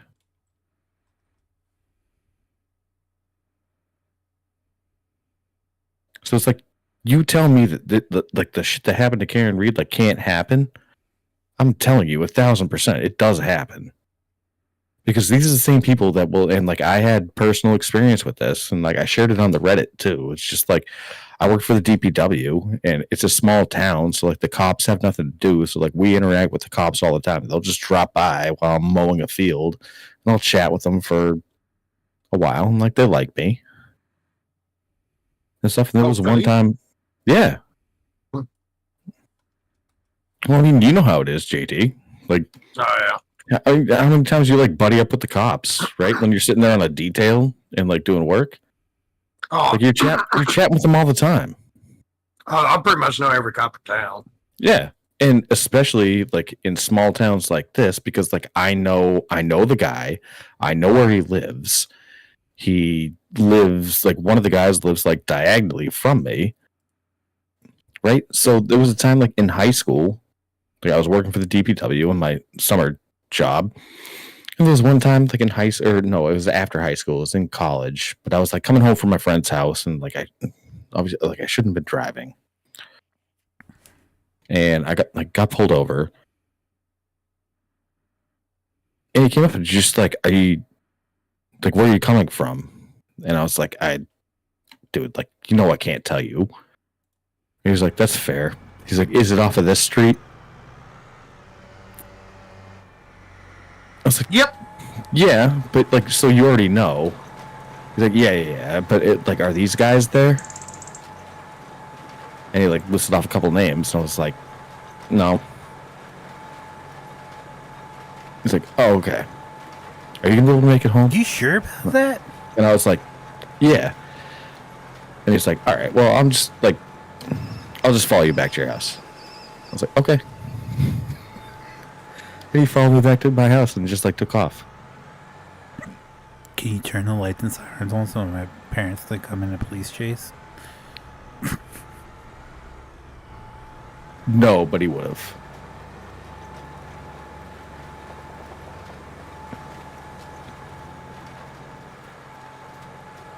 That's the first. But like that's the kind of bias that I'm talking about. Like I got a free pass. Is that white privilege? Yeah, just because I was friendly with the guy. Like, you're not gonna bust your buddies.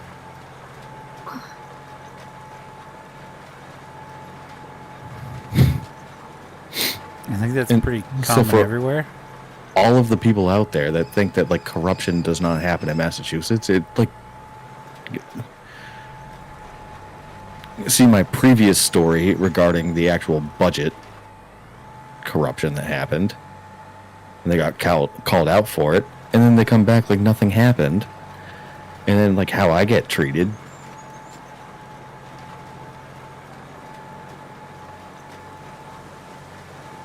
And like, mind you, I should not have been driving, and I was scared shitless when I got pulled over, and even after I got pulled, I thought for like the week beyond that I was gonna get arrested.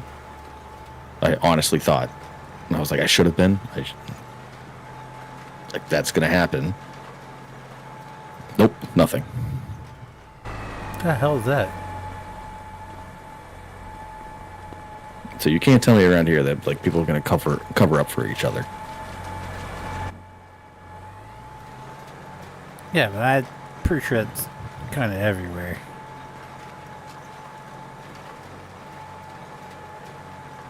I'm getting. Yeah, but it's slide, buddy. It's more prevalent because it wasn't even I'm gonna let this slide.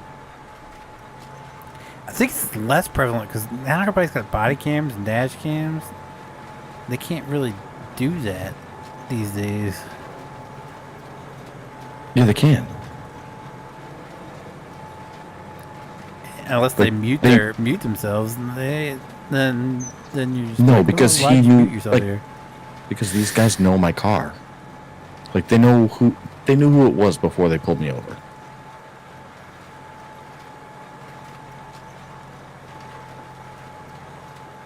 So they're not going to turn on their body cam. They're not going to register it as an encounter or anything. It's like off the record completely. I don't think you know how them dash cams work. Oh, well, no. To your point, yes. No, they did not have the dash cams back then. That's what I'm saying. But I'm pretty sure like departments like this will not have dash cams. For that very reason. Because it's not mandated. You don't have to have them. Well, you see, but here's the problem with your story, okay? What I've learned from the Karen Reed trial is everybody drives drunk. Even the cops drive drunk. So... Well, I mean, like, that was also kind of a thing because, like, I know this guy. And, like, I know he's not a straight cop.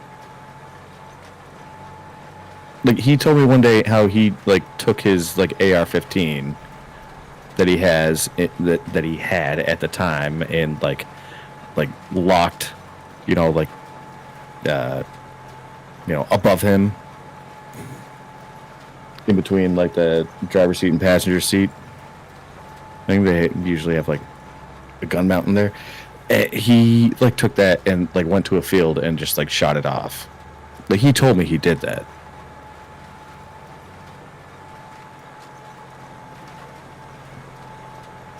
You act like you wouldn't do the same.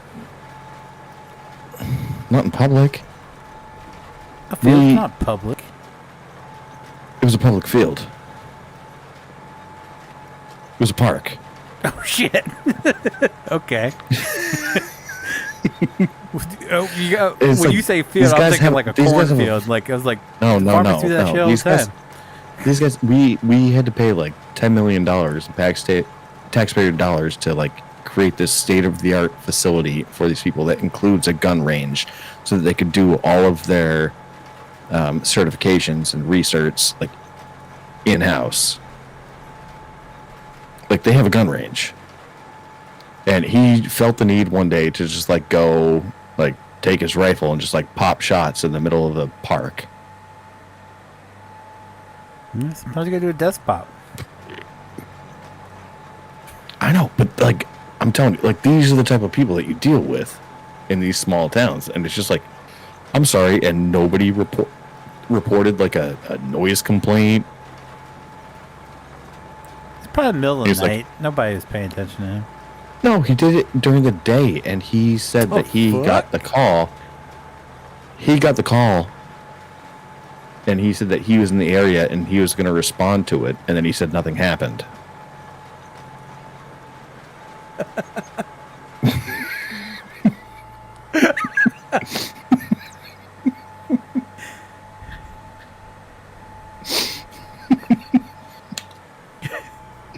He's just popping shots off. We got a 911 call about gunshots and I'm on park. it. I'm on it. Nah, I'm it's just sitting out here right fireworks. now. I'm not hearing anything. Yeah, no, I'll respond Pop, to that. pop, pop, Nah. I don't know. It sounds could be like another neighbor reported that it was fireworks. Like yeah.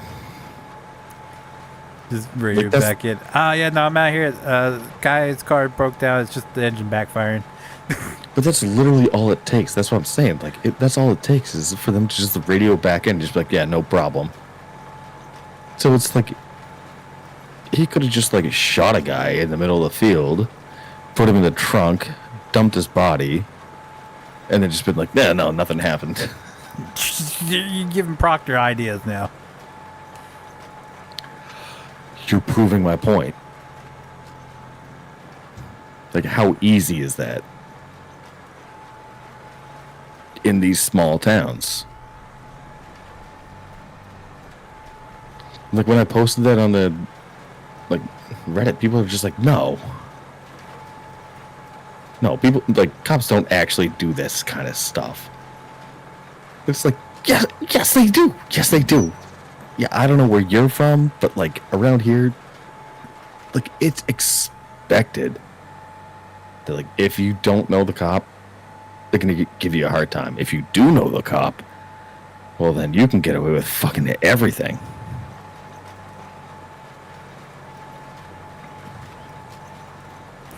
Just you No, know, like, shooting rest a assured, guy, I your buddy pulls never- up.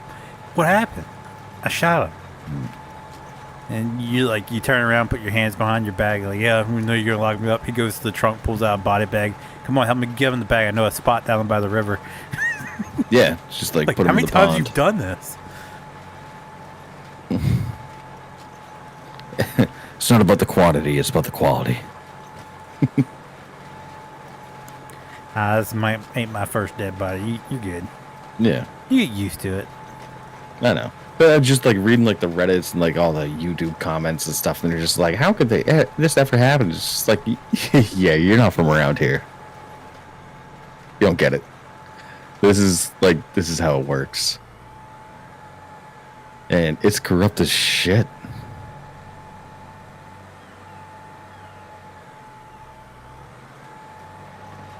And it just like predates all this stuff. Like I told you, like my grandfather used to work for Whitey Bulger, and there's just always like stuff getting dropped off at the house, and and always like fell off the back of the truck, and my grandfather was just like, I don't want any of this stuff, like please don't.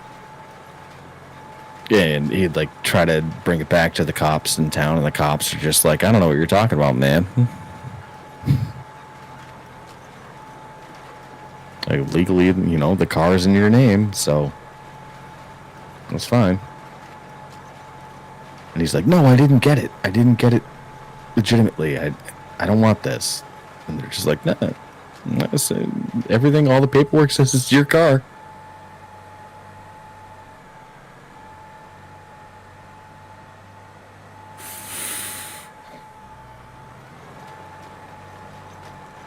Peaches is right now. She goes, hey, Granddad, can you see if they can make an Xbox One fall off the back of the truck? That'd be great. Can you make GTA 6 fall off the back of the truck, please? Thanks.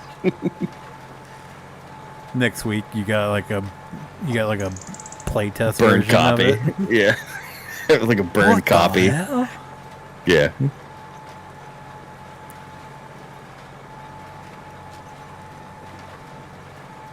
I know. Unfortunately, I mean, my grandfather passed when I was like 8, but and to this day, my mom tries to like disassociate anything to do with her family from us. She's just like, no, we're not going to family reunions. We're not going to talk to these people. And it's like, why? Because they're in the mob.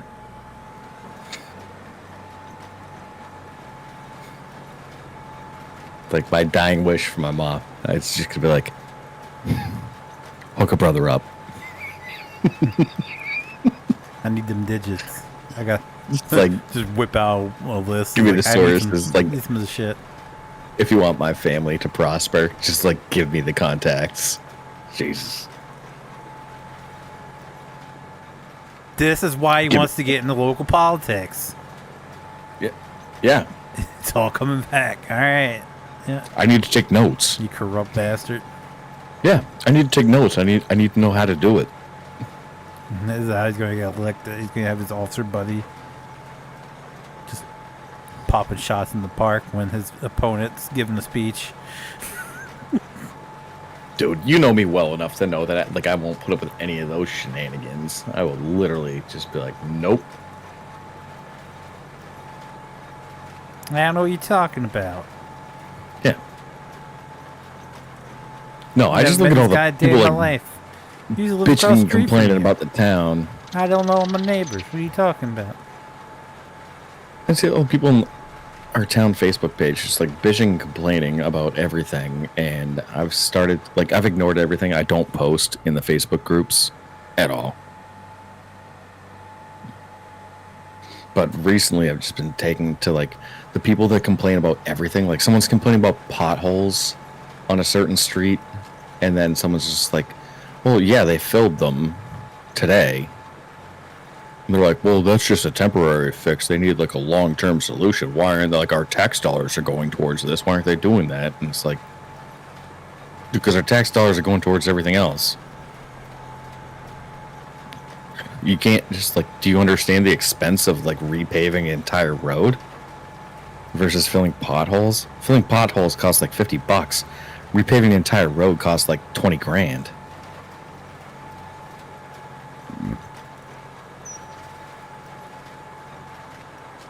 But there's like a few like regulars that are complaining about stupid shit, and then other people are like ganging up on a few of the like people that complain about everything, where it's just like, okay, so if you, because someone, he was talking about the potholes, and someone's just like, all right, well, you know, like I drive an F-350 and like I drive through the potholes in order to stay in my lane because it's a narrow road, and like the potholes aren't that bad. And he's like, well, not everyone can drive you know, a truck with good suspension. Some of us have subcompacts.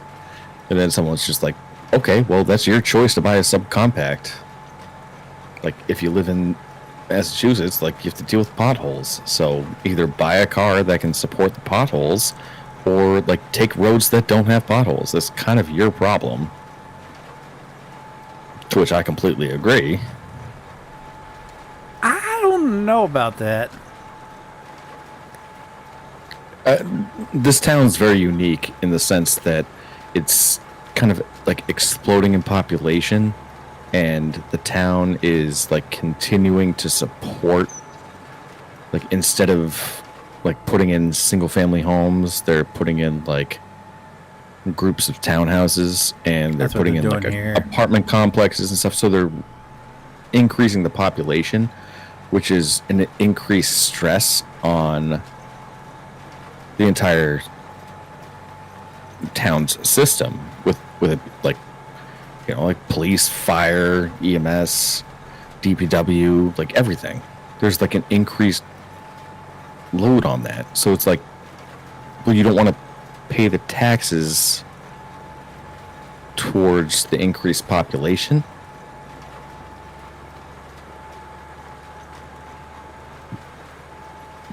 Or I guess like you do, but like there's so many things that you need to pay for. The more people that are here, so like road infrastructure isn't like the biggest thing. They're more focused on like having the resources in terms of like police and fire. Like we need to have that. So like potholes aren't a big concern. Like repaving roads is not a big concern. The biggest concerns are like the educational system, because all of the schools, given the influx of population, like the schools are overrun. So you complain about the education, but then you're also going to complain about the road infrastructure. So like pick your battle. What do you want? And there's a few that just complain about everything. So I've started being like, why don't you just run for something? It's all electable positions. If people actually back what you're talking about, they'll vote for you. And I only say that because this guy's a douche, or one of the main complainers, complains about everything. But he doesn't want, and he believes that like the town should fix all his problems and that he shouldn't do it. This is the guy that, like, when they came by our last snowstorm and plowed, it was all slush. And they plowed past his driveway, and he has a storm drain at the end of his area. But they didn't clean the storm drain, they just plowed over it. So that area got flooded because the ice, where the slush froze and covered the manhole cover, or the storm drain, and it started to flood. And it's like, we have a bylaw that says, like, if you have a storm drain in front of your property, you're mandated to clear it. And he was just like, no, DPW should be doing that, not us. I shouldn't have to lift a finger for this. It's like, dude, he complains about everything. It's like, I mean, I feel like it is how much money do you think the town has? It's in our bylaws. It's in our bylaws. If there's a then he's got to pay to replace it. Nope. If there's a storm drain that is located within your property on the road, you're responsible for clearing it. The individual is. It's the same thing with fire hydrants. So in our neighborhood, we have fire hydrants. And across the street, we have one. And it's split between the two people's properties. And they take a snowblower to it every snowstorm. They do their driveway, and then they come out and they clear out the fire hydrant. Because they're required to do so by law. It's the same thing. If you have a storm drain in front of your property, you're responsible for clearing that? No. Here they do. Oh, not in Massachusetts. They load up in the utility. They go out and they clear them. Nope. When I worked for the DPW, it was on the water department to clear that out.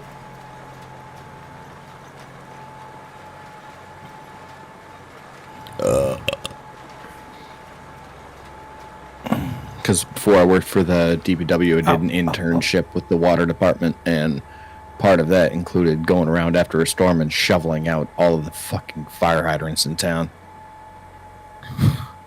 by hand. That sucked. And I'm just like, dude, like, if all of this shit bothers, like, go run for office. Hey, posting your problems to a Facebook page where everybody disagrees with you and can put, like, links to articles of the law for our town in there, like, you're in the wrong. So if you have a problem with it, change it. I agree. If it's your in the town law, that makes sense. But I just feel like if he fucks something up, it's gonna be on him to fix it. So no. So the actual, like, equipment itself belongs to the town. It's just the clearing of. Yeah, but if he after snowstorms belongs to that. If he fucks something up while he's clearing it, then yeah, it falls back on the town. So his loophole would be to just, like, you know, break the storm drain or break the fire hydrant or something like that. And then they'd have to come out there and fix it. But I'll also say that, like, he's not from the U.S. Makes sense. And his expectations are just like, oh, the government should pay for everything. And it's like, I don't think you understand taxes and, like, town budgets. So that's where I've been like heckling him of just like, if you have problems, run for office, dude. Like, you complain about literally everything. Sorry, change And subject. if you have a problem with that, Can you look in the Sorry. owner room and tell me what that looks like?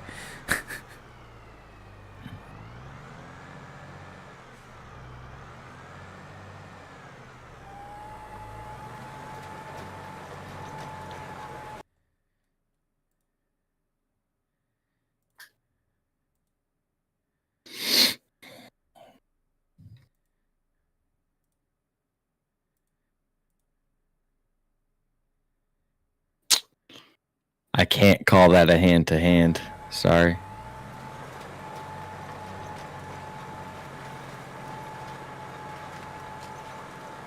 I don't know if I should It's not a hand-to-hand. talk to somebody about it. It's a video clip. That's just a screenshot of me zooming in on his hand.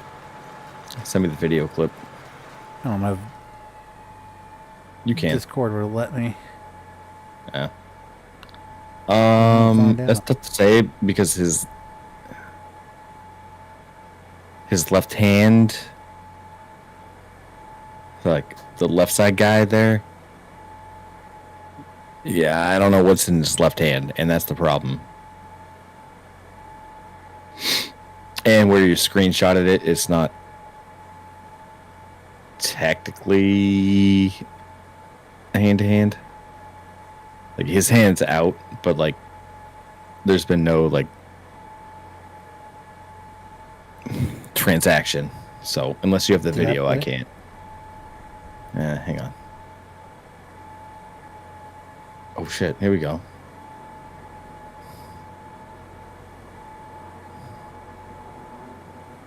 Oh, yep, that's it right there. Hang on. Oh, can I slow this bitch down? Maybe if I save it. Hang on. And download. All right. I will do this in real time for you.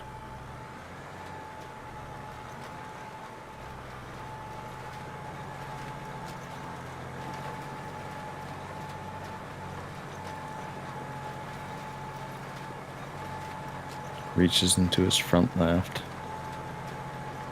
Still reaching, pulls out. Well, you can't see what he pulls out. You zoom in, you can tell it's a couple of bills and it sounds like coins or something. It shouldn't be coins because it's drugs. I'm just telling you what it sounds like. It's something hard. It puts on his phone. You can hear it hit the phone case.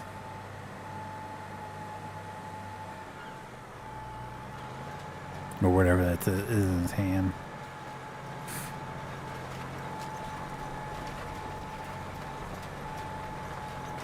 Yeah. Yep. You can do that.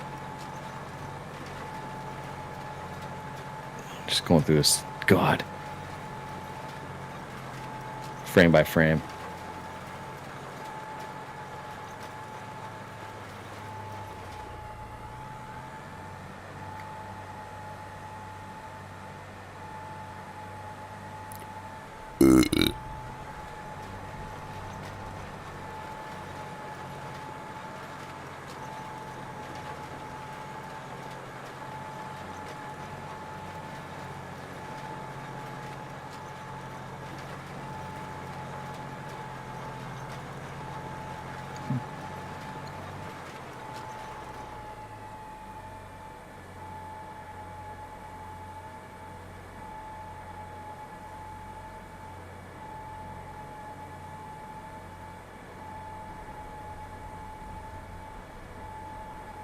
Yeah.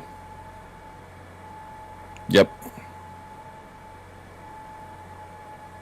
That's your ring? Yep. Oh my god. Is he dumb? Oh, that's just the tip of the iceberg. No, but like, honestly, does he not see that you have a camera out there too? Oh, they've seen it because that even that guy in that video knows because I got another clip where he's like tossing little baggies to him. He's like, "Here, you can have that. You can have that." Yeah, I couldn't pick up what it was because the guy in the video that walks Oh, up. send that clip to me if you have it. Send that clip to me. Now Well, I'm invested in this. I gotta see if I I'll can call find the it. authorities.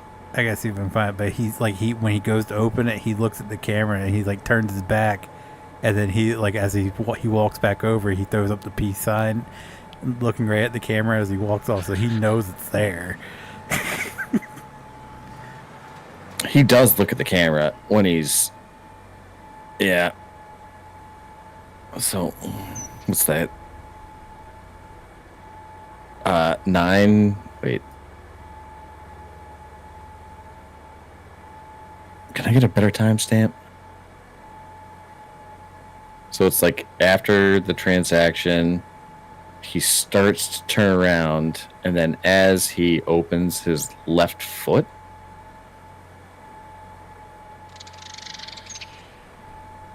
Here, I'll try to screenshot this.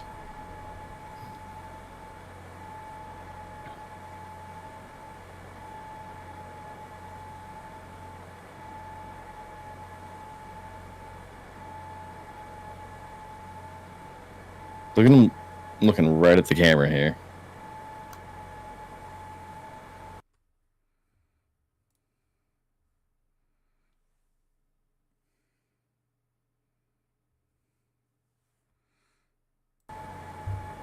Oh, that clip was on the other doorbell cam we had. My wife got one, thought it would be better, so I'd have to cut that down because it's like 2 minutes long. All right. Well, I mean, yeah, he knows.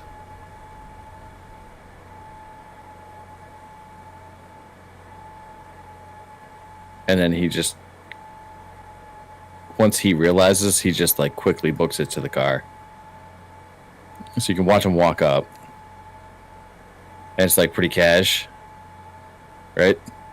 Yeah. And then as soon as he looks at the camera, he's like, oh shit. And then he just like starts going a little bit faster away. And off in a different direction from where he's coming from.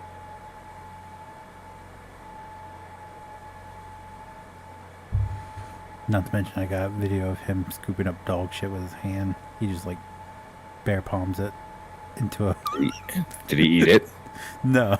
No. Because like he was out. He had his bike for some reason. Where that guy standing in that screenshot you sent, he has his motorcycle pulled up there. This is how redneck trash we're talking. He has his motorcycle pulled up there, and he was like cleaning it, and their daughter was standing on the left hand, so the right sides are... Oh, yeah, you told me about that, yeah. Yeah, so the left side, the girl's got the dog goes over to the corner of ours and takes a shit, and he's fuck. He goes out there with a bag, he's just scooping it up with his bare hand, throwing it, and then he wipes it on his shirt. He didn't have a shirt on, so he wipes his hand on his shirt, and then later in the video you can see he's wiping his face with the shirt. I was like, oh, fuck, that's nasty.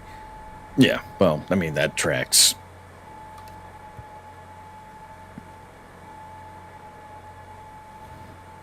BRB, I gotta pee.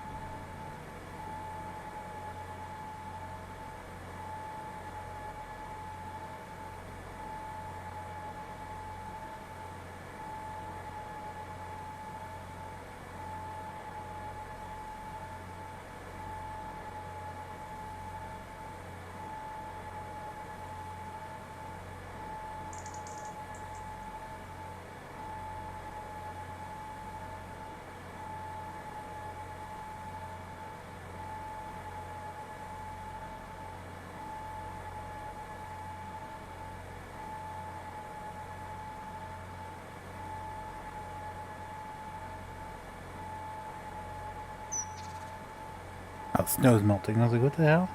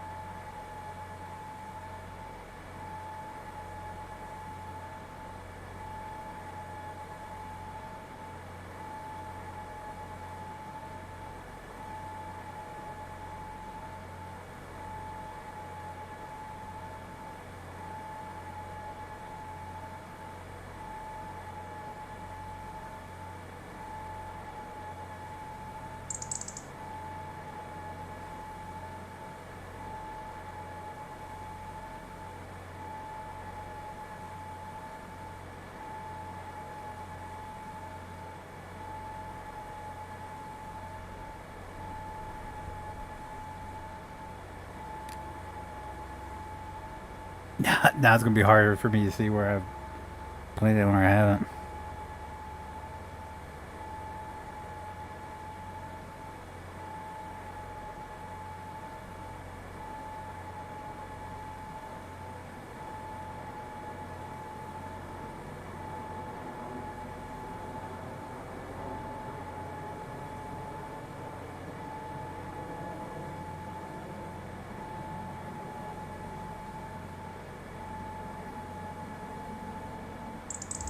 All right.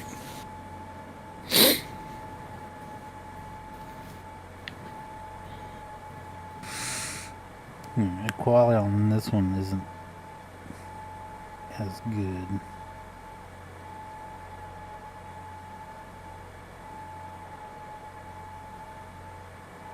But it's the same. Are we planting stuff? What are we doing Yeah. here? I haven't done a goddamn thing. That's the same guy. Yeah, Oh. that's it. Damn it. I blame you. How's this my fault? Because you're sending me security footage and I'm all caught up in like trials and shit, so I'm looking at evidence.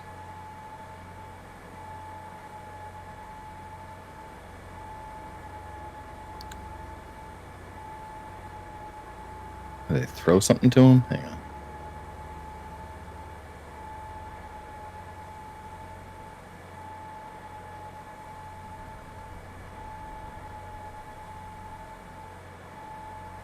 Oh shit, is that heroin?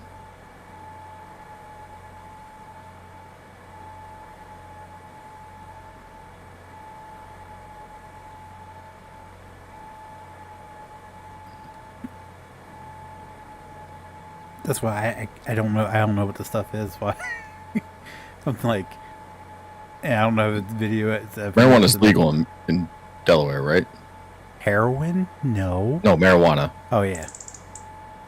I think it's for recreation. I don't know. So Like, do they have pot shops? Yeah, but you have to have a medical marijuana card to go in. Like, I can't go in when my wife buys the gummies. I can't go in with her because I don't have the card. She does. Oh, all right. So it's decriminalized except for medical. All right. I thought it was supposed to be beginning of this year for there could still be recreational, pot dealers then. Right, like it would still make sense to have, like, so in Massachusetts, like I can just go to a dispensary and like I can just show my ID and I can just walk in and buy whatever the hell I want. I don't need like a medical anything.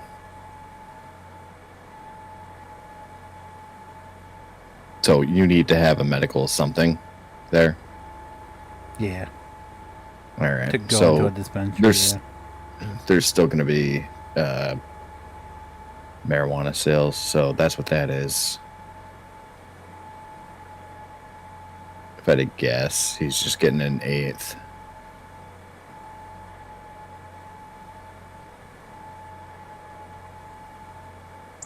Yeah, I like that. I'm not sure. This is what we do. I like that. Oh, that's... Why did it zoom in on him? I zoomed in to see what he was trying to unwrap. That's the same clip. Hold on. Because I'm just looking at the bag being tossed in the air, and it looks like way too dark and dense for anything else. This is the last clip. And like I used to get my weed, like if I used to get like an 8th, I used to get it in like a, you know, like your standard like sandwich Ziploc bag. I used to get it in that, but then there were times where I'd get it in like when it was like really fancy stuff. It would be like in a tight little, like tiny bag like that, where it was all just compressed in, and you knew it was good. That last clip. That's what we looking like what got daily tossed. basis here. Another one? Oh shit. That's what happens literally every night. That's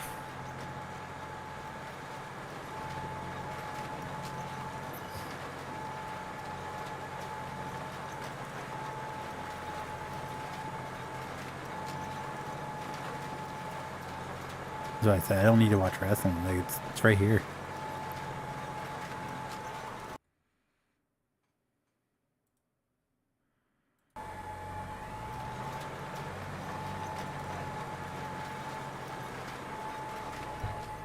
Fucking bored ass bitch.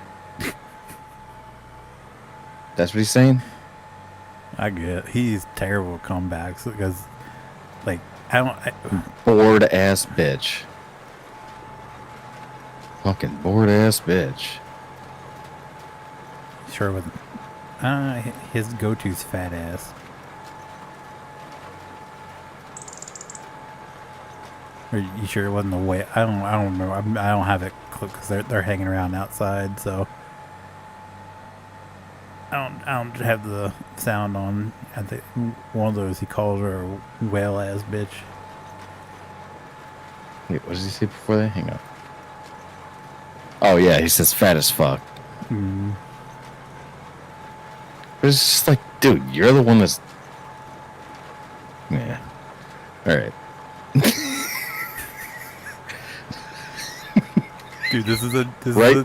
daily occurrence. I'm not even Right? like I have Like, 23. you're gonna make fun of her weight, but you're the one that's doing it with her. Like, come on.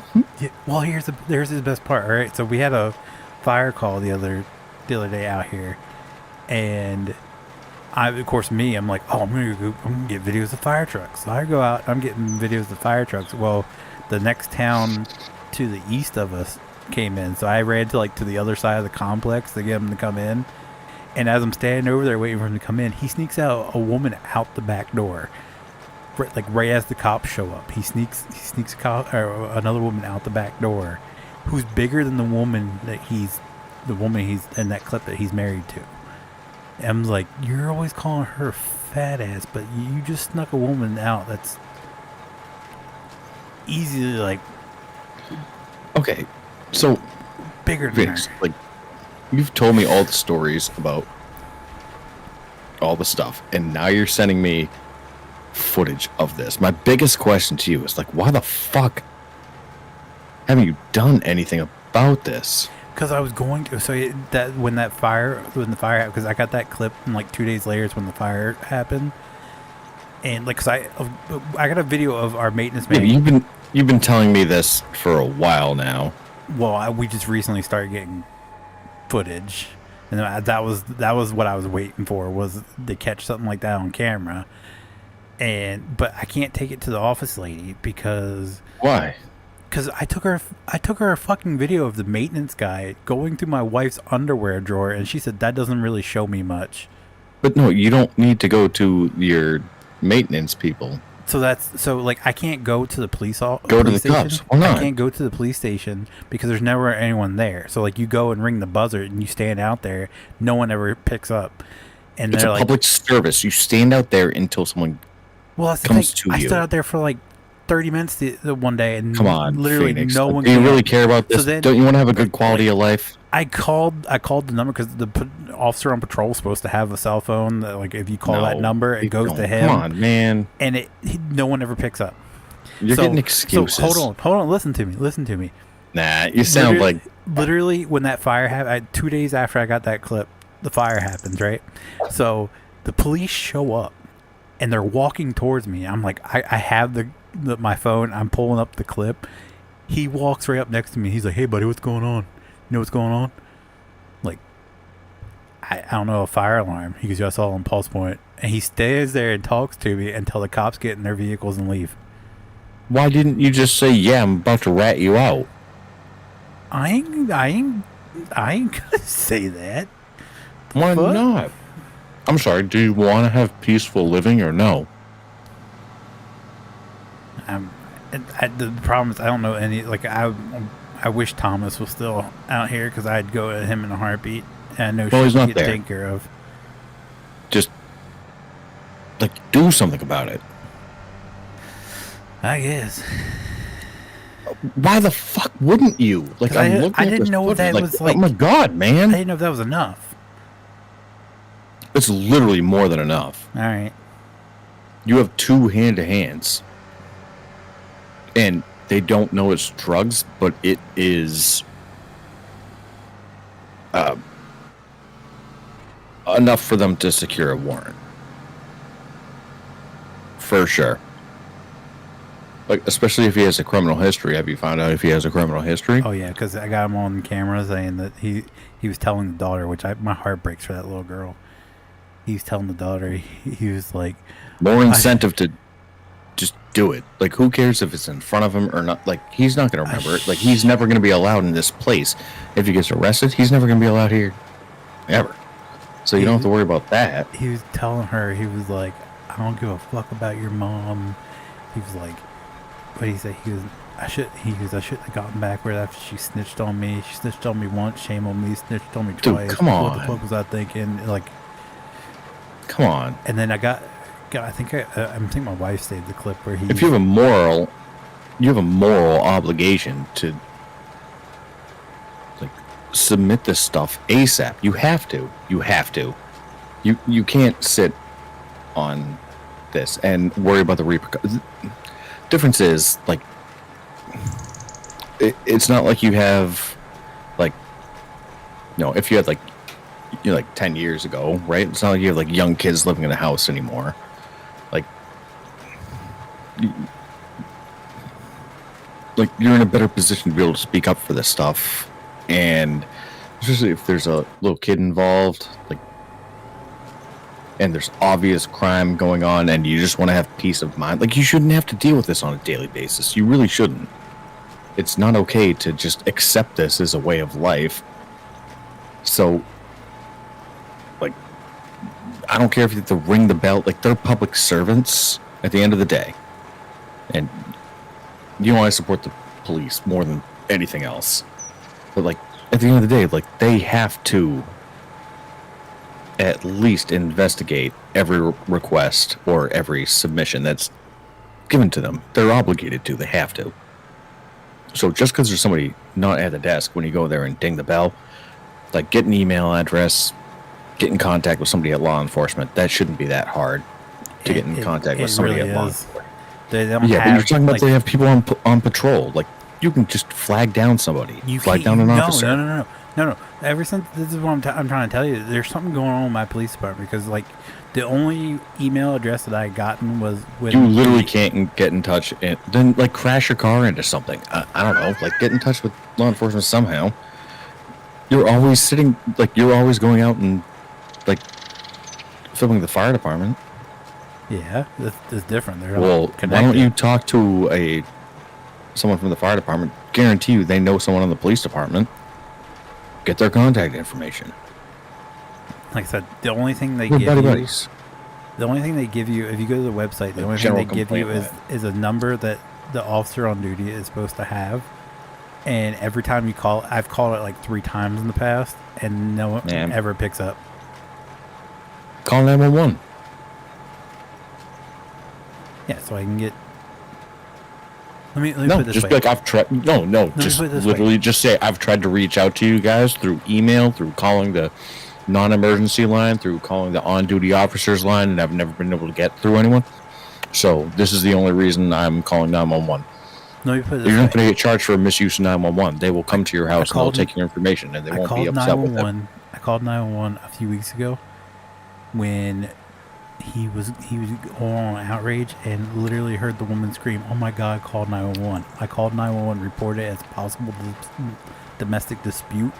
The cop showed up right after she left, and I explained it to him, and they were just like, "Oh, okay." And then just left. They never followed up, no nothing. That's what I'm talking about. That's what I'm dealing with right Call the DA.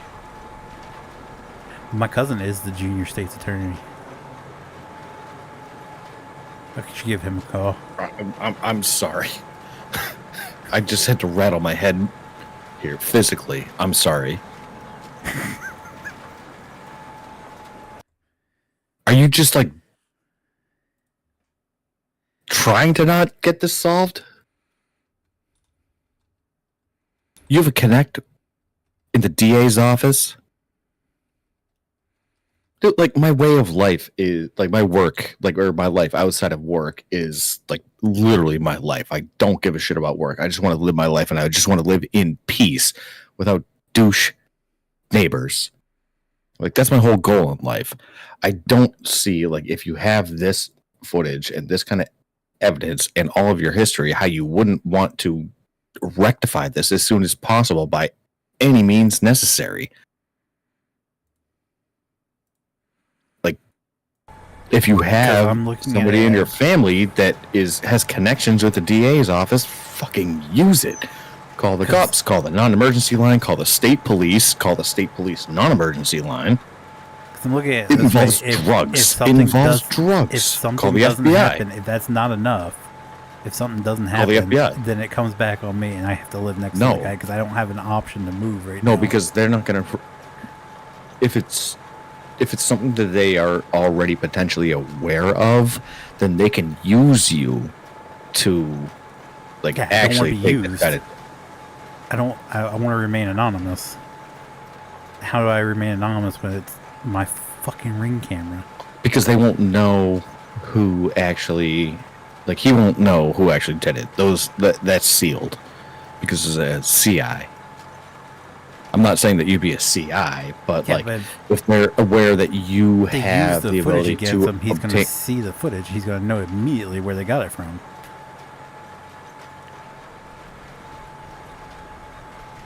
well, Exactly. Thank you. maybe it's your time. Well, no, maybe it's your time to get the hell out of there to begin with. I don't have another option right now. Well, maybe you can sue him for damages and get some money out of that. Sue him for damages to what? Like, you're just trying to live your life, and he's selling drugs next to you, and his outbursts and stuff caused you emotional damage while you're just trying to live your life. Okay. Dude, civil court is sick. I'm telling you. Like, if you made that case, you'd probably win. And you could sue for damages. Like, I was afraid to go outside of my house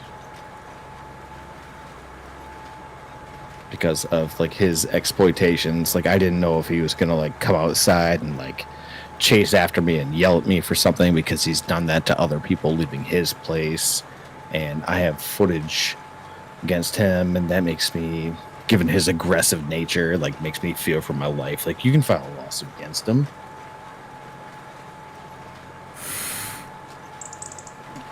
This fucking guy. I'm just saying, dude, like, this is your, like, what you would like to consider, like, your permanent residence, right? Oh, hell no. It's not permanent. It's until you can find something. Right now, this is until that basically the finds only thing something in their price happens. range. Right. But I'm saying, until that something permanent happens, like, you consider this your, like, primary address for the foreseeable future, right? Yeah. And, like, let's talk from a court perspective, right? Like, you wanted to spend the long term here, right? Yep. Yes, you did. And this person got in the way of that by doing illegal activity. So, yes, you can file a civil lawsuit against him. And probably win. It wouldn't be that much, but you can, especially if you've witnessed crimes happening on your front step, which you have, and you feel like he's reckless and could potentially come after you with repercussions. Absolutely. I just don't, like, if I had a neighbor, like my next door neighbor, like, if he was doing this kind of shit, yeah, no, I'd be already calling the cops. Look, we have a neighbor at the, or let's put it this way. We have a neighbor at the end of the street, and they have, like, trees lining the side of their property, but their trees are, like, their growth starts, like, a foot off the ground, and it extends halfway into the street. Halfway. All the way up the road, all the way across their property. And then when you try to get from the end of our road to, like, onto the main road, you can't see because they have a bush that blocks your ability to see oncoming traffic.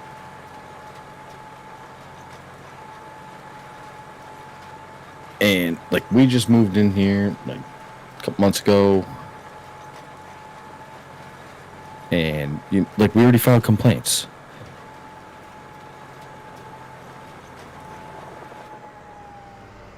Because your bush is it's a safety issue. It's a safety issue. Yeah. I understand because we're the newest people in the neighborhood in the past 30 years. And maybe they didn't care about it, but I care about it. I want to be able to drive down my street and not have to go down to one lane of traffic because some asshole has their trees growing out into the street. So you have to stay on one side of the road, and then when I'm trying to pull out into one of the busier streets on in the town, I can't look because you have a tree that has limbs spreading out into the street, so I can't look across cross traffic. It's I filed complaints with the DPW and the police department, especially because they're repaving our road next week, and I'm how the fuck are you gonna repave this road? The branches all lead into the street. You're not going to be able to. So I filed a complaint. And they're going to be the recipient of the complaint. And we made it anonymous. But everyone's going to know who it is. We're the first people that moved into this neighborhood in 50 years.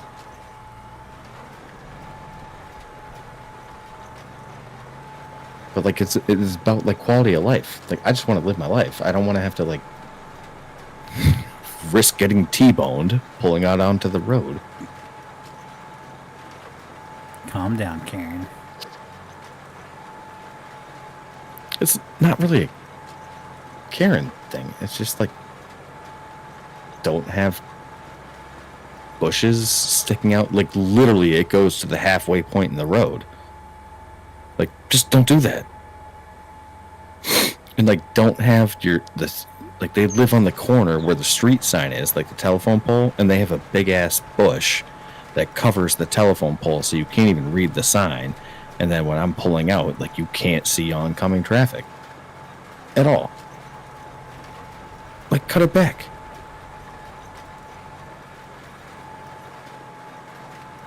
Take care of your property. It's on your property. Take care of your property. Take care of your bushes, your trees. Take care of that stuff. Why do I have to be subject to a T-bone every time I pull out into the road? Because you're an asswipe.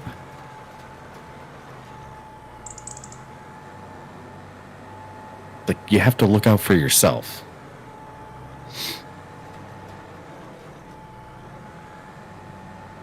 So if this is happening actively next door to you, and you're just I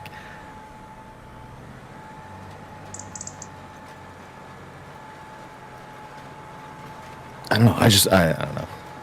I know you and I are different people. I just wouldn't put up with this. I would be absolutely done with this. I would have gone up to the state police, commander in charge, and just, if I wasn't getting answers from local PD, and just make this stop. You don't want to live next to a drug dealer.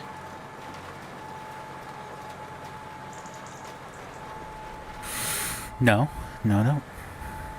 So just do whatever it takes to be done with it. Yeah, but I don't think it's you not that understand the hard. situation. No, it all boils down to if you really want to do something about it, do something about it.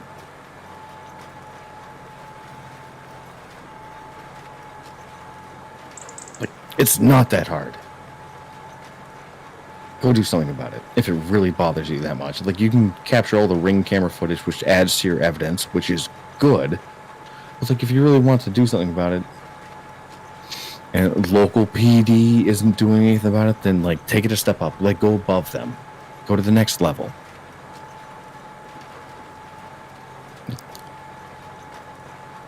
I know you don't want to be a Karen, but there's certain things that are not okay, and selling drugs out of the place next to you is not okay, especially if you just want to live a peaceful life.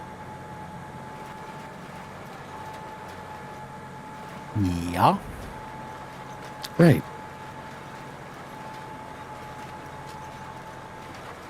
So it may suck and be awkward, and you may have to deal with this guy down the road, but you can also find his name and file a restraining order against him. That'd If you be plan on worse for me than the dumb shit he's doing now. I'm just saying, if you want peace of mind. I have better peace of mind by just looking the other way right now than No, you don't. than having like to worry You about. were saying that this you can shit- hear all their arguments through the walls and all that stuff. Like, come on. Yeah, but it's better than It's it not being better me than on the anything. other end of it.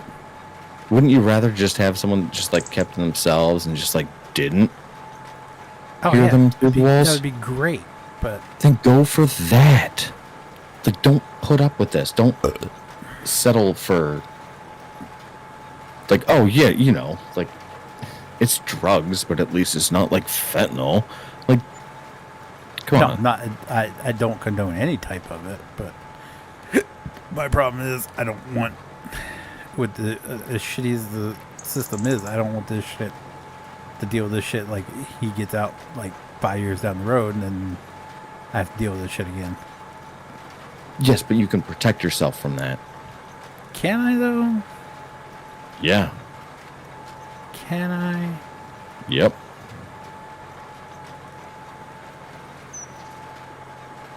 You certainly can. Because once there's a lawsuit against this guy and he gets arrested for all this stuff, he's probably not going to be allowed back in there. He's already selling drugs. I don't think he really cares about the law. Well, he won't be allowed back in that complex. And then file a restraining order against him, and then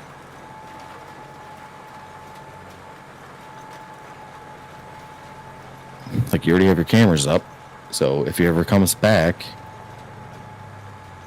then you can deal with it then.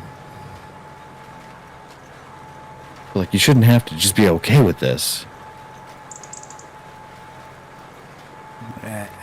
Right now, it's like I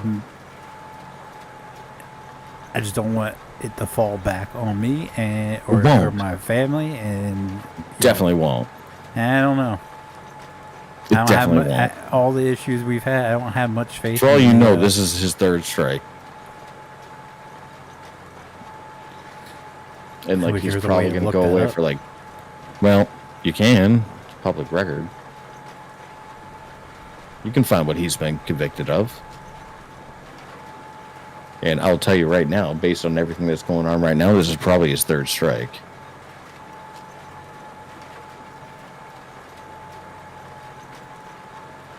Like, how do you think he's paying for rent? His baby mom was paying. She works. Damn, he's got a good deal then. His So it's not drug money. no, her car's in her name, his bike's in her name. This is all shit I've discovered over their arguments. I know their whole life story.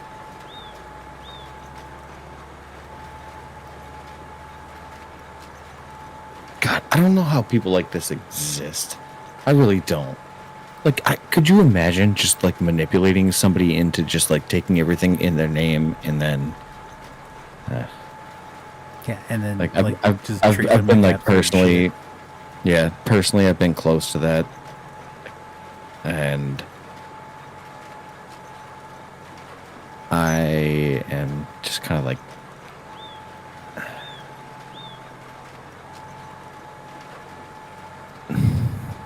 I don't know. Unfortunately, there's just, like, certain levels of, like, functioning individuals, and it's just like the ones that are, like, lesser functioning that this kind of stuff happens to, and also the kind of people that do this thing, and I'm just like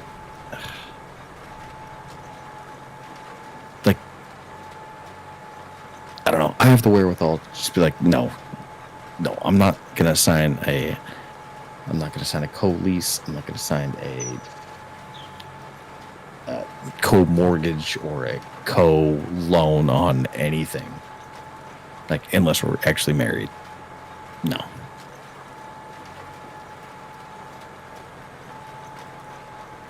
No, because at least, like, by law, if you're married, like, everything gets split depending on how you decide.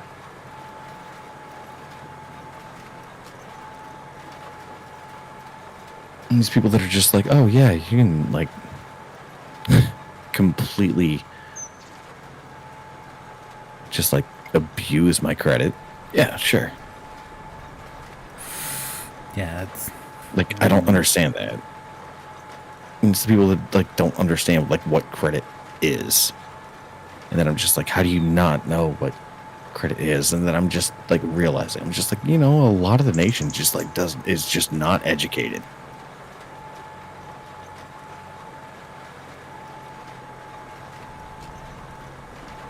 that's what I'm dealing with right now. I'm trying to figure out if I ever even get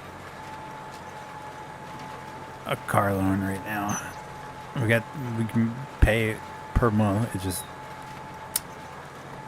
I don't Like know if credit our score? credit, yeah, it tanked Was after I it? paid off my car.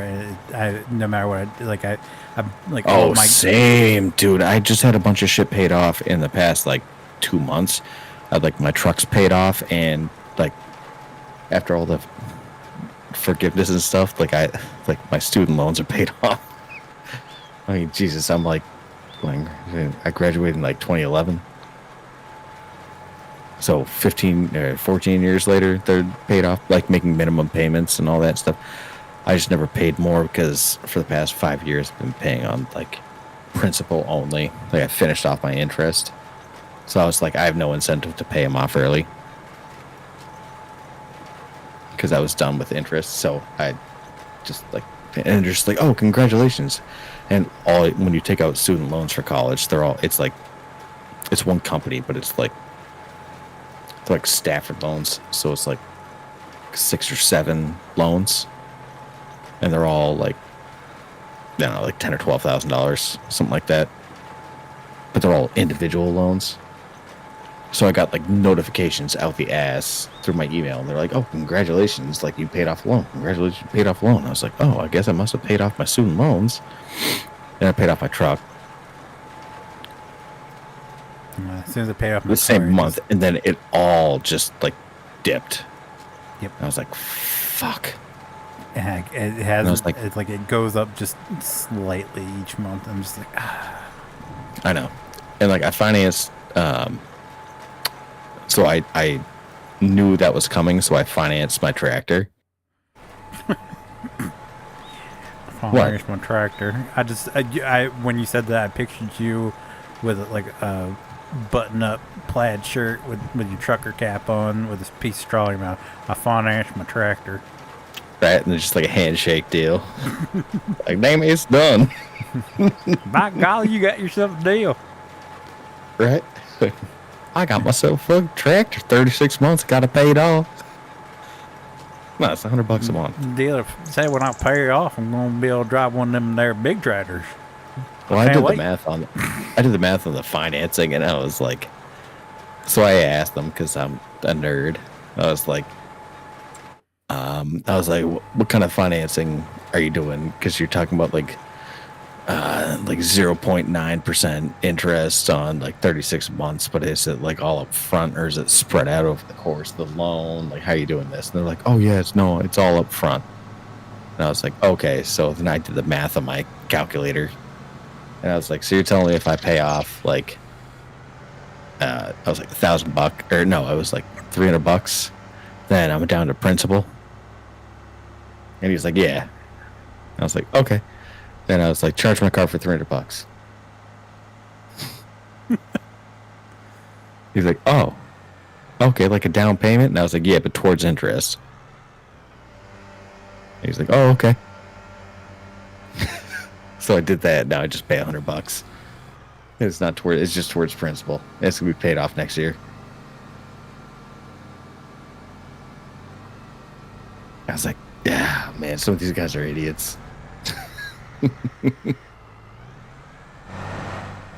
like understand if you're gonna be someone that's responsible for like financing like a car, like a tractor or something like that, like at least know your numbers. Because I screwed them out of about like $1,000.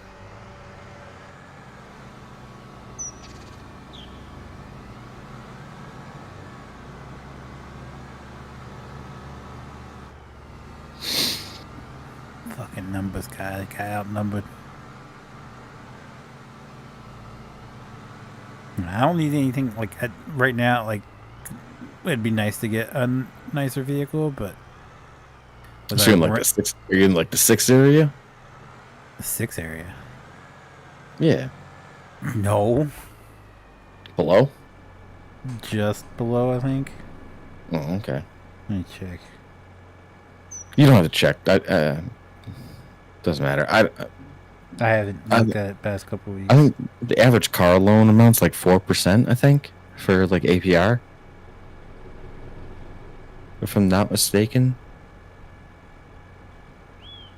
Because I know like a lot of the dealerships are being like, oh yeah, 2.5%. It's like, yeah, okay, that happens for nobody. So realistically, it's like 5. So then somewhere median's gonna be like 3.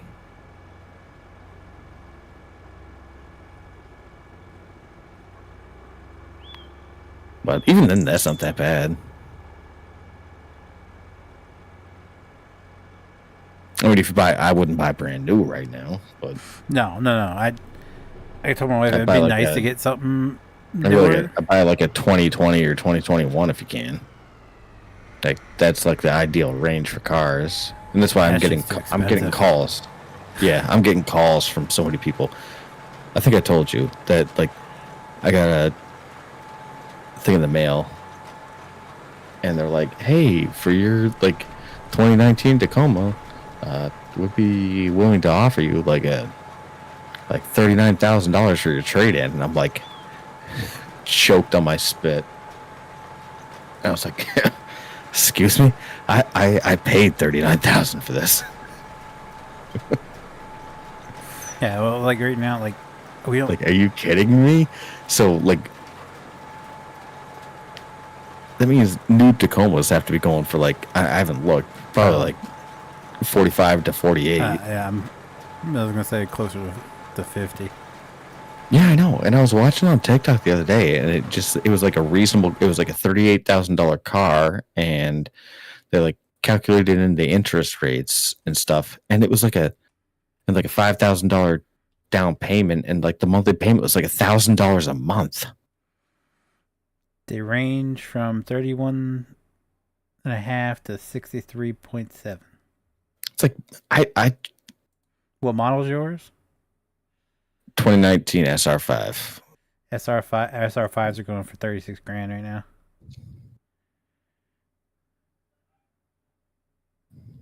From according to Google AI. What's but the mileage? I only have 50,000 miles on mine. Oh no, this is for a brand new 2025 SR5. It's 36,220. Oh, that never works like that.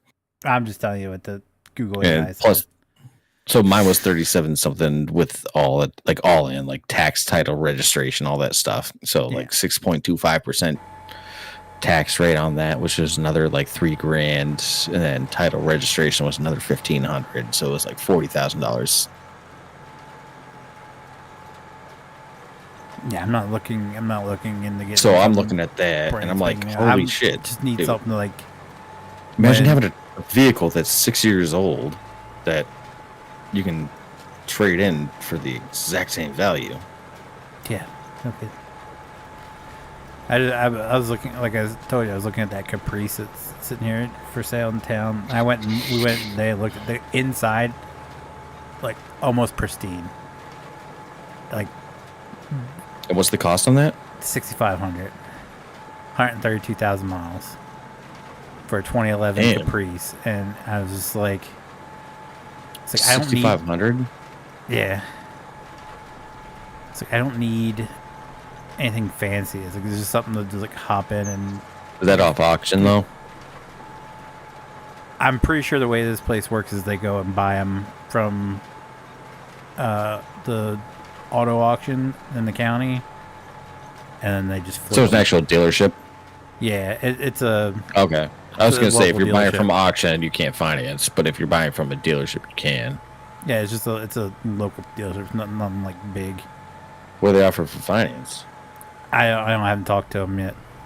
Like I said, I just went in there today, and I was half expecting that someone would come out because we were going grocery shopping, and I was like, let's just stop in and see because we saw that they don't have pictures of the interior on their vehicles for any of their vehicles, and I was looking in a few of them, like, yeah, it's because half of them were shot, and then I looked in the Caprice, I was like I know what usually the used police cars look like inside, and I'm like, this thing's gonna be busted as shit. And I looked at it, I was like, holy shit, this thing's clean.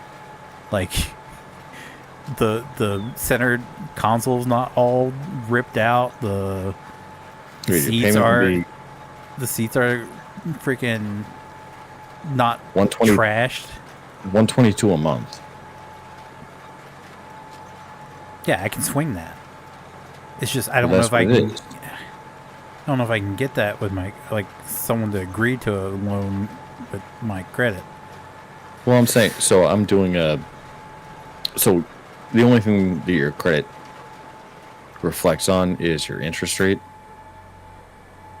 So let me just do this Why here. can't I go in reverse? The hell is that? I was like stuck. I couldn't go in reverse, and I pulled forward, and then all of a sudden it works again. Average car loan interest rate is around 7.3%. Oh my God, 7.3% APR? And 11% for used cars?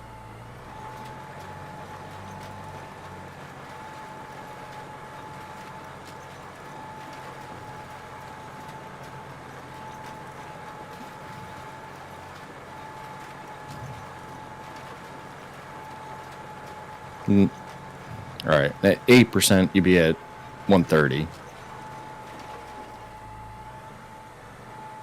Could still swing that. You said I don't need anything great, just something to like. If Would I you be need to trading run anything here and in? there. Oh no, because that's Would you- our problem. We need two vehicles. We only got one right now.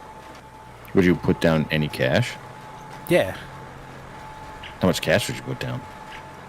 500 bucks. Yeah, my wife, we discussed 500, 700 bucks down.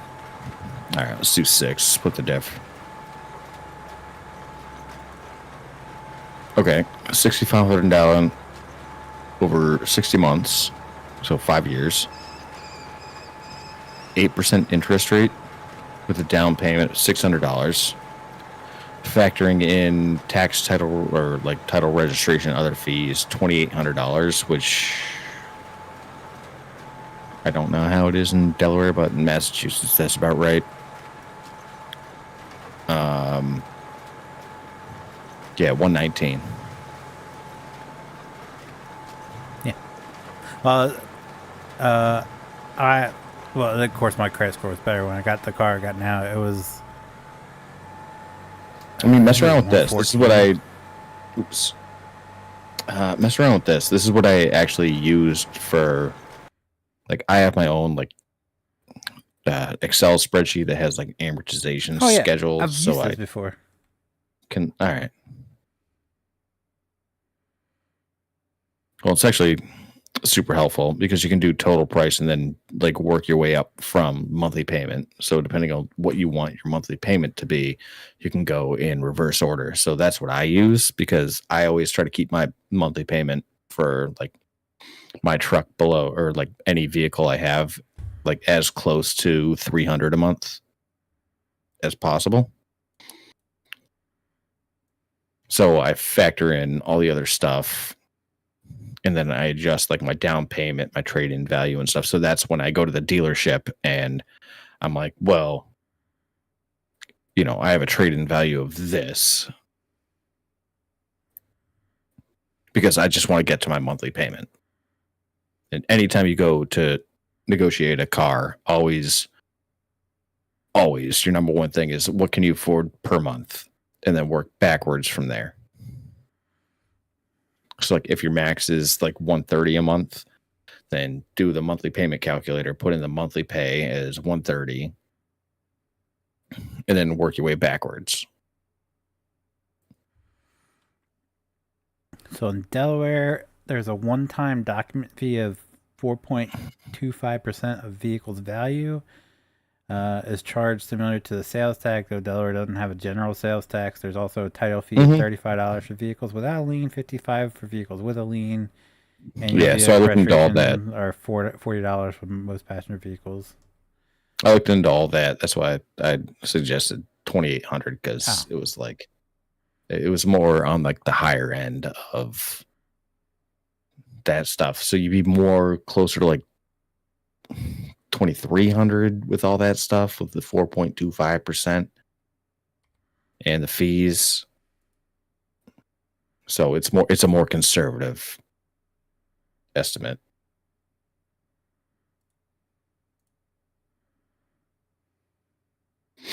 But that would keep you like between like 120 and 130 a month. So if you went in and did the monthly pay calculator and did to 120, it would, or like 130, whatever you feel comfortable with. But that's how you can get to 120 per month on the total price one.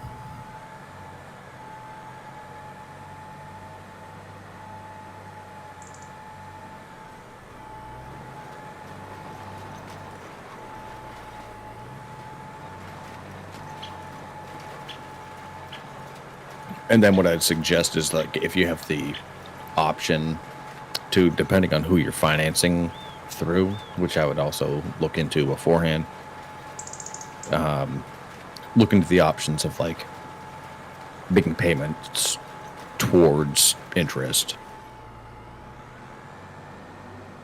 Because what you can do is like you can choose between like paying towards interest and paying towards principal, because what they'll set you up for right off the bat is like making a small percentage payment towards your total like net value, and then the rest of it goes towards interest. And you can sometimes just like make payments directly towards interest. So once you get like 2 years into your car payments, you're only paying on principal, and then it'll give your car a higher value at the end of the day because you're not paying interest.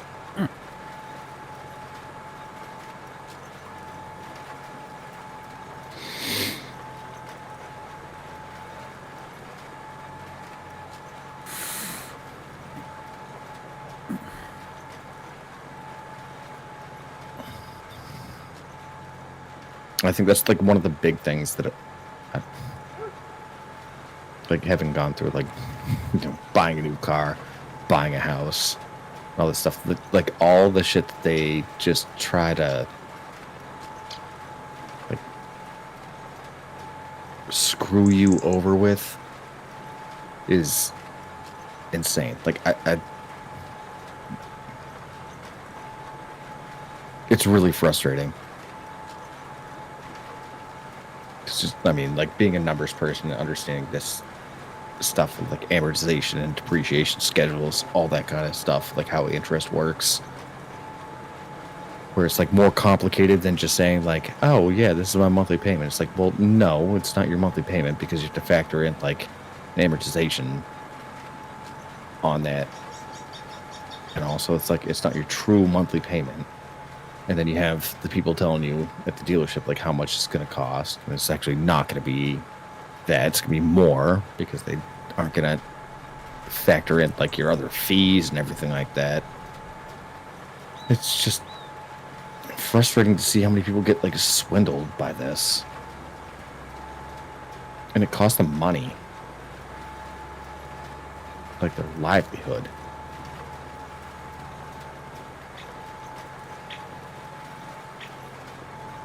It's just not right.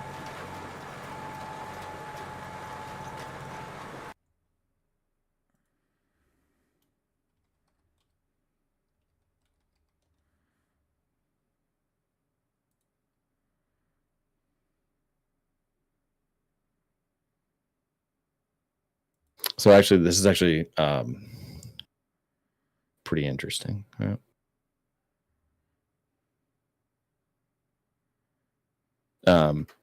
That link that I sent you, if you scroll down, and you can see like amortization schedule.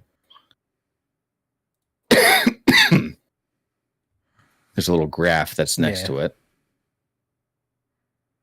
And you can see how towards the end of your payments, like once you get closer to like the 40, 50, 60 months, is like that's where you're paying all the interest off. And they set it up that way because their interest is accrued. So you start off with an interest rate, and that interest rate is based on the total balance that you have of what you're trying to pay off, right? And it's rolling. Yeah. So every month that you have, it's like they take that balance that you have at the end of the month, add the interest to it, and then that's your monthly payment. And it keeps increasing. So what you want to do is take that green line and reverse it. So you're paying all that interest off. Pay the bank back as quickly as possible.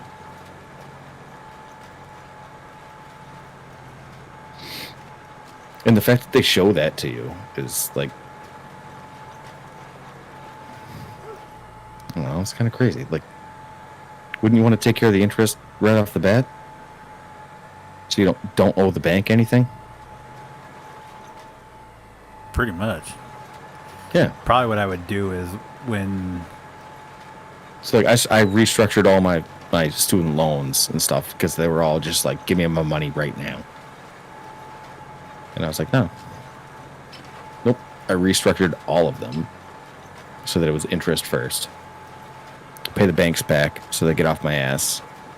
And then I could just coast on principal for the rest of the time because there's no... Like, there's incentive for you to pay off a loan because of the interest. But if you take care of the interest, then you don't really have the pressure of, like, paying off the loan as quickly.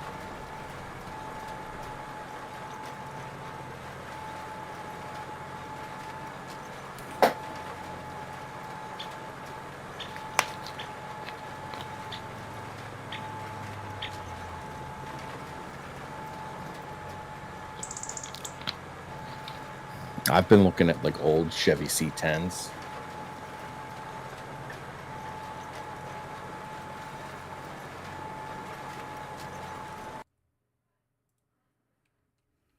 Like the Ford F100s. Like that 1960s. Are you talking about like restored, or are you talking about just like buying it? No. No, I'm not going to buy it like as is. Because there's an interesting situation now where you can get like fully restored classic cars for cheaper than you can buy a new car. Yeah. That's like a vehicle you've always wanted? And, well, no, I need it to just be like functional. Yeah. But I'd also, like, if I'm going to buy a car that old, I'd rather it be, like, something sick. Gotcha. Yeah, and when it comes to pickup trucks, like, I feel like those are the ones that I would gravitate towards for, like, a 1970s or 80s pickup truck. Oh, you gotta get yourself a first-gen Cummins. That's where it's at. Because I don't want to drive diesel. Lame. Just don't need to start my truck up like 20 minutes before I get into it. My buddy had what turned me off from diesel is my buddy in high school, his hand-me-down, his vehicle was a Volkswagen. It was like a 2001 or 1999 like Volkswagen Jetta TDI. And that was when they still made the diesel engines for the Volkswagen Jetta. And he literally like had to have it on like a plug in his garage to start it up. Yeah, you just plug it in overnight. You don't have to like. We didn't have time for that in high school. We didn't have the time for like so you'd like, oh, you want to like come in and have breakfast? It's like, no, I want to fucking go to school.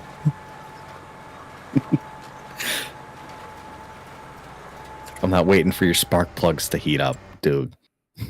Glow plugs. Yeah, same thing. But I mean, like, you nah, plug it in overnight. I'm not waiting for that. Fine. Yeah, but before that, so he had a bad track record because before that, his car was a Saab, like an old Saab, and that thing straight up died. So he had the TDI, and I was like, yeah, I kind of like the Saab better.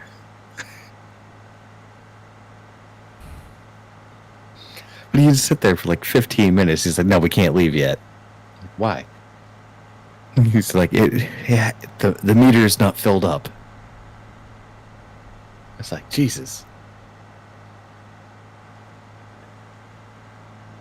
So then I got a Honda Civic, and then I just like picked everyone up. It's like, I'm not dealing with this anymore. I'm picking you all up.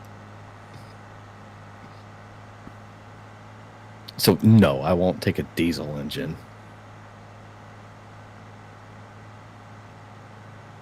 Diesel's where it's at. No, especially with the traveling that I do. A lot of the gas stations just like don't have diesel. You're gonna make it a daily drive, an '80s pickup, your daily driver. Yeah. That. Well, I mean, like I get like recently having to drive on the highway that I drive on, I get like 18 miles a gallon. So in a fucking '80s GMC Chevy, you're gonna be getting like 7.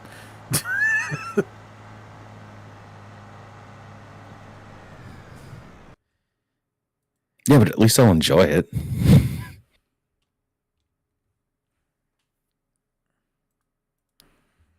Yeah, well, if you got a Cummins, you could just put some stacks on that bitch and just like really enjoy it.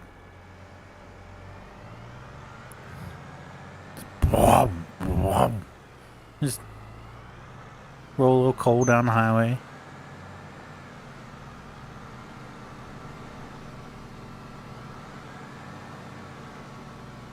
Ain't nothing like diesel smoke.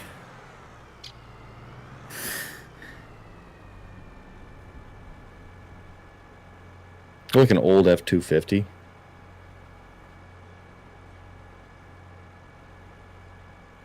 Nah, get you one of them OBS F-150s. That's all you need.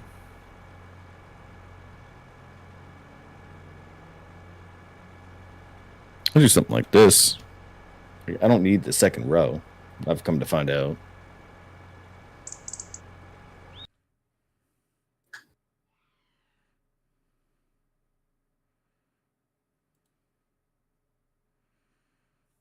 Boy, what your city ass think you gonna do with that? Drive to work. I can see you rolling up to work in that.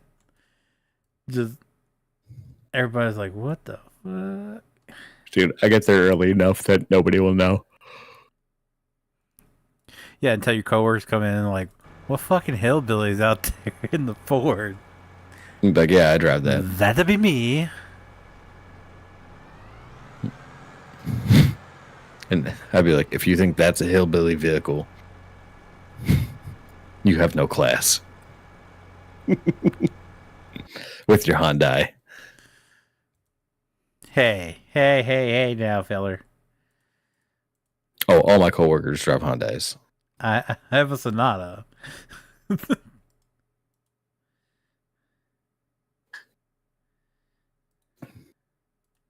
They were so interested when I was just like, oh, yeah, like I have a truck.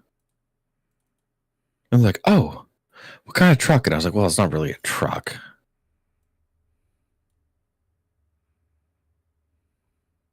They wanted to know everything about it. And I was like, oh, yeah, it's Tacoma. Like, oh, it's like the greatest car.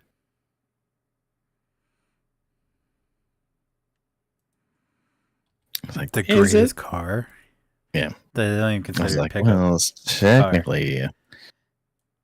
Yeah, that's what I'm currently Well, looking at. I don't even believe that it's a. The first thing I do is No, yank it's not those true. hubcaps off of it. Truthfully, I like the Land Cruiser that they just came out with. Like, I like that a lot better. I think The that's a what? sick. The Land Cruiser.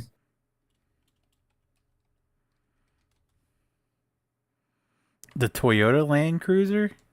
Mm-hmm. That thing's ugly. The new one. The 2025? Yeah. It looks like a Bronco wannabe. Yeah, I think it looks sleek. Nah.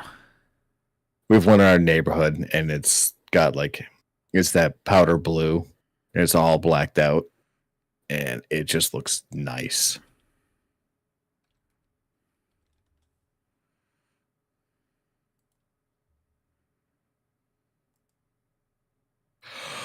Especially inside.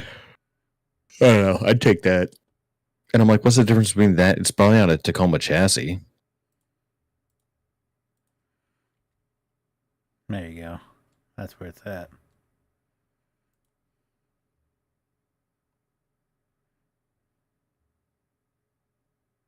No. Yeah. Yeah, No. buddy. The frame already looks warped. That's just an example.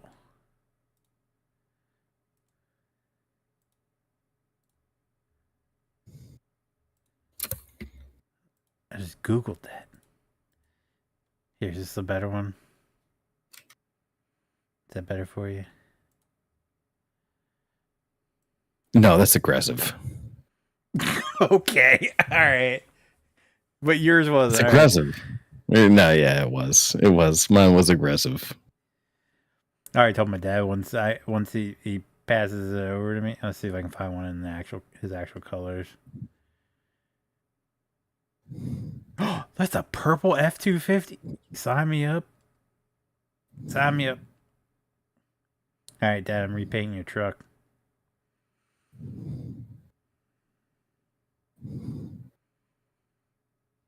Why can't I find any in the colors? Ah. I guess I could just find a picture of the actual truck because I have them on my Facebook. I took a 72.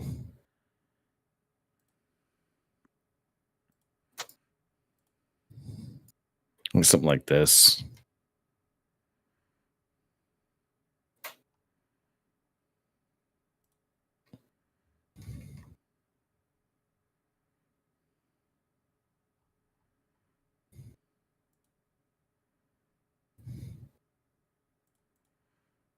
Maybe I don't have pictures of it.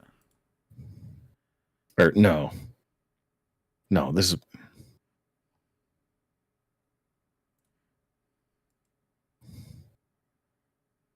Man, this is what my dad had.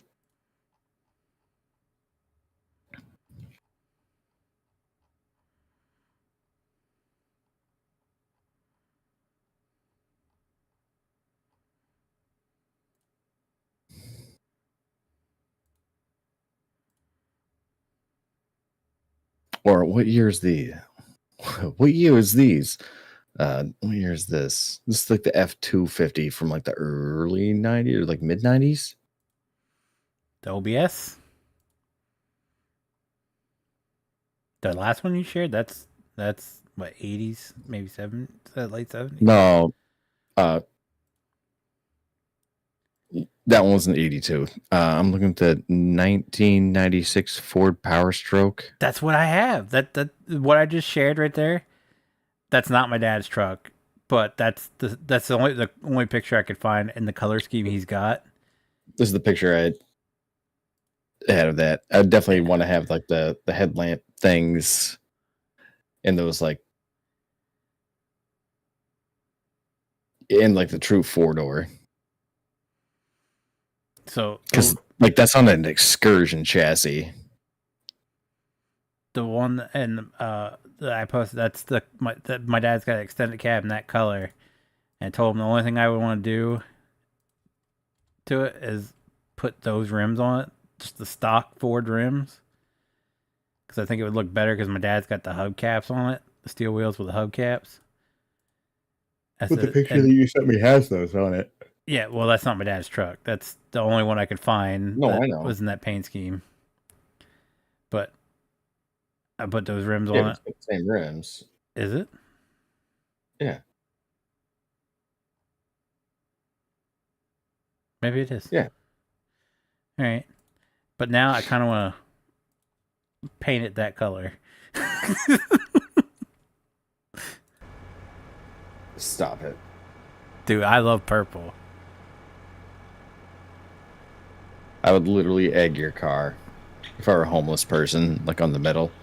And I had, like on the median strip. You came to a stoplight. If you're homeless, how can you afford to buy eggs? Make that make sense. Donations. Who's out here just donating eggs to the homeless? No, Like, I know you don't have a fridge, but here's a carton of eggs. I'll actually just have a bunch of chickens on leashes. So I'll just take their eggs. Okay, Brandon. And yeah, I would egg that car. Hate is gonna hate.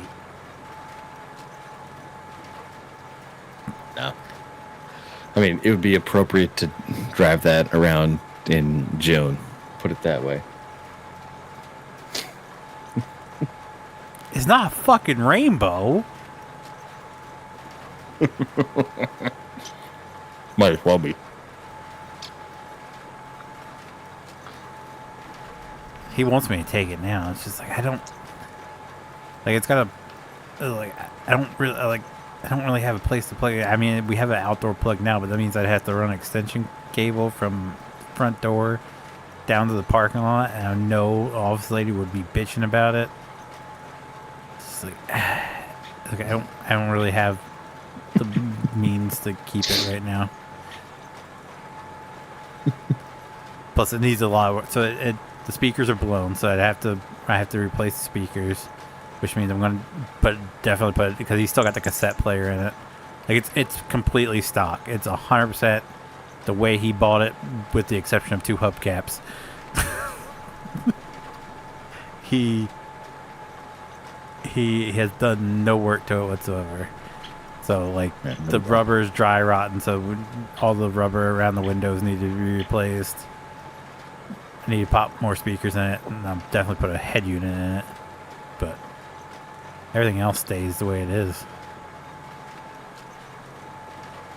And clear coat on the freaking hood needs to be redone, but no dents, no rust. I just gave you my counter to that. Hell yeah, filler. That's what I named the truck, Barney. Roll up into your neighborhood and just play the trap Barney theme. I love you. You might as well be your neighbor.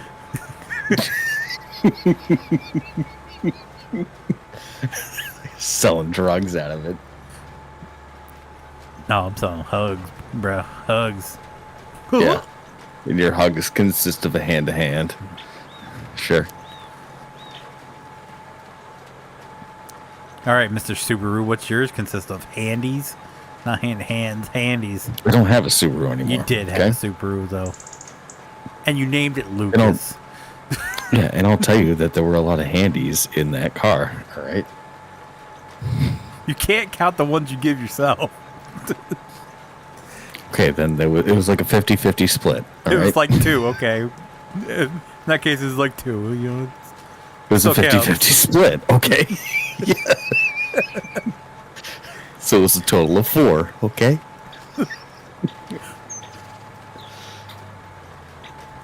Like, 2 of them were good, and like 2 of them were just out of boredom in traffic. I don't know what to tell you. Actually, they were all out of boredom in traffic.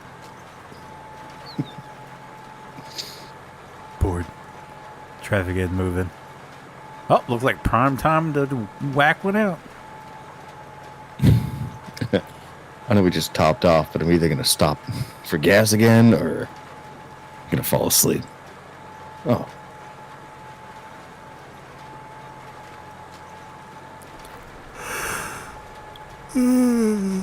Yeah. Oh, plus it was perfect like that. The shift wasn't like towards the front. It's good. No, it worked out well. Except for your truck. God bless you if you do that. What? Hey, my F-250 has the middle seat, alright? Just flip that bad boy up. Handy turns into blowy. That's what I'm saying. Listen, everyone knows. Everyone's gonna know that vehicle. You don't my Barney you truck? don't want. Yeah, no one wants to have the vehicle that everybody knows. Oh yeah, dude. I want everybody to know when I roll up, blasting my trap Barney. I Yeah, want they're everybody to like, know who it is. narc. I love everybody. My neighbor's in jail now because of me.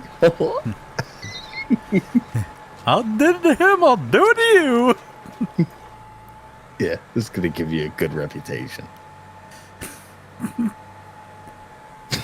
See, you're further proving my point. Thanks. Thank you.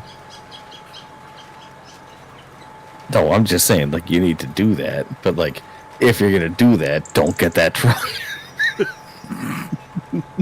Because, like, don't put a target on your back, I guess would be my advice. So, like, I would go for a vehicle that is the most inconspicuous thing, which is what you're currently trying to go after.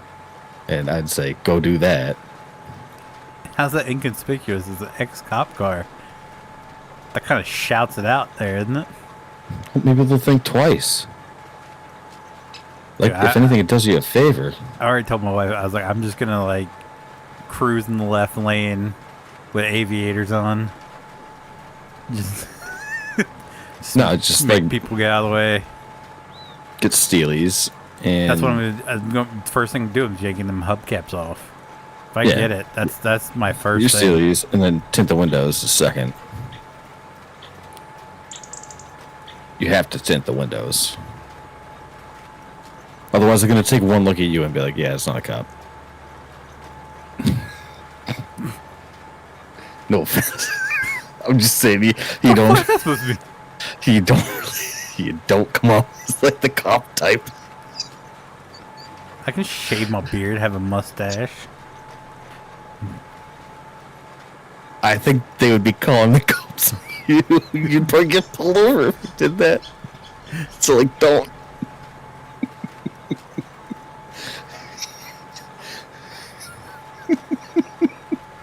With a mustache? No. No, that's not going to do it. No, please don't. God. Oh, Lord. No, my wife probably divorced me if I ever shaved the beard. Yeah, but I'm saying, just like, no. You gotta tint the windows. Definitely. Oh yeah, all right. Because look, I get that, but I turned my wife onto the new thing. Well, new to her. I was like, hey, did you know that you can spot like a cop car from a not cop car? Because the cop cars don't, or like the Explorers don't have their roof rails on for cop cars. And like the civilian ones do. And she was like, no. I was like, yeah. Yeah, when you're out driving around, go check it out. And she came back yesterday. She was like, you're totally right. yeah. Well, there's other things too. Yeah, but I was like, that was like the main one. So I was like, yeah. Yep. The grills are a little So- bit different. You can easily spot. I was like, don't worry about that. Like the Yeah. interior lights. I was like, I drive my highway is so dangerous, and there's so many cops out there, and they're not sitting on the sides of the roads. They're like going up and down the highway. So you don't look at like, I don't know if like your state highway and stuff, they have like the medians where the cops sit. No, They're like the divides. So we have those, they and usually sit off to the there's, like, side of the roads. there's a cop sitting there in the median, and that's how they do their like traffic stuff. And it's like I don't have to worry about that, so I don't have to worry about like getting caught speeding like past a trooper that's sitting on the side of the highway. What we have is we have cops that drive like up and down the highway, and they drive like between 90 and 100 in the left lane. And if they're like can come up on the back of somebody and like mark their speed, they pull them over. And I'm like, oh, y'all are dumb. Y'all are dumb. But that's how they enforce speed there. And so I was telling my wife, I was just like, always look in the rear view mirror, and if you see one of the like Explorers that doesn't have the roof racks, if it's marked or unmarked, like that's a cop. Well, state And she's police like, here oh is yeah. a dead giveaway because they still have the front tag on it. So even an unmarked Delaware State Trooper Or has unmarked the Delaware State Trooper front tag on it. So Our marks have civilian plates. if you ever cruising through Delaware and you see a Tahoe Explorer that you're like, you're not sure if that's a cop or not, and you look and there's a yellow tag on the front, it's State Trooper. I know these bitches around here. What they did, because we have like a powder blue for all of our like state plates, so that's how you know it's a cop normally. But for the like 250th anniversary of like the Revolutionary War, they're doing this like commemorative plate, and it's the same color as the State Trooper plates. And all the civilians are like, why? That's super not fucking fair, because like soccer mom in the left lane in her Explorer is gonna scare everybody over. Yeah. Yeah, and it's like bullshit. So here the Delaware When I State saw my Trooper, wife, I was just like, the way that I get away with it on the highway is like, so to be safe, because it, so like semi trucks are excluded from the left lane in like on the highway that I'm in, but for the rest of the state or the highways, they're not. So you can't be in the left lane if you're in a truck. So it's essentially just passenger cars in the left lane, and we're just ripping past all the trucks because they're regulated to their speeds and all that stuff. And I'm like, if I ever have a cop that comes up to me, so like let's say on an average day I average about 85 miles an hour on the highway to get to work. Fuck. My wife says the same thing, but like if you're driving, like you have to, because it's so dangerous in the first two lanes with all the trucks and all the on-ramps and stuff. Like they're constantly shifting lanes and stuff like that. Like you have to just like burn past these people if you're trying to get from point A to point B. Otherwise you're gonna get into a wreck. And we're up to like 24 fatalities year to date on this stretch of highway where I live. So like it's dangerous as shit. Okay. So for my wife knows it, perspective, is the main stretch of highway in my neck of the woods, the speed limit is 55. I usually run 65, and when I get to 70, it's a little bit sketchy. So I can only imagine running fucking 85 in a more populated area. That's gonna be fucking nightmare. Well, the speed limit's 65, and they won't pull you over for doing less than 20 over, because there's so many more things, like so many more violations that they, and like accidents and stuff that they're only out there for accidents, really. And like the occasional person that's doing like 120 down the road, like, they're not out there to enforce regular traffic violations, because it's such a unique stretch of highway. It's really weird. I don't know. I don't know. Scary. Maybe they're out there enforcing it. There wouldn't be so many fucking accidents. Well, the way I look at it and how I've gotten out of every ticket is if I'm doing 85 and they approach me and come up behind and then put on their lights, well, then I have a few questions for them. You'd be like, well, you were going faster than me in order to catch up with me, and you didn't have your lights on. And by law, you have to travel at the rate of speed, unless there's an emergency. So how were you able to catch me from behind?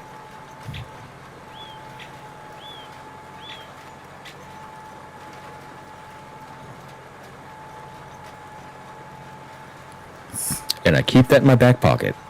The guy gets pulled over and pulls out Uno reverse card. Like, I no, only do the sir, things that I think you do were for speeding. a reason.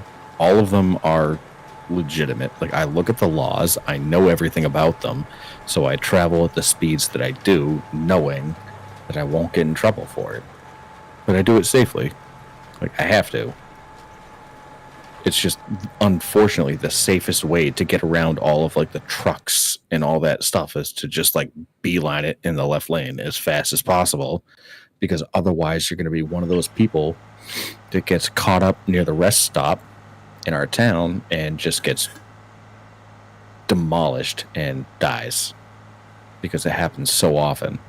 So, like, I have to drive the way that I do in order to stay alive, which is weird, but it's the truth. Here's what I don't It has to be, I guarantee you, if you go through like the stats outside of like the 401 or like shit in California, like it has to be the most dangerous interstate in the country. It has to be. Oh, I'm Googling this. Most I mean, just look at like number of deaths on 495. highways. Most dangerous highways in And the then- U.S. Interstate 95, I-4, I-10, I-45. I told you they were all in California. Outside of 95.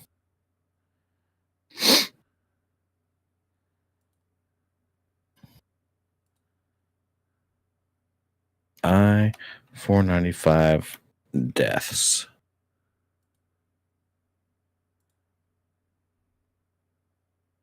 2024.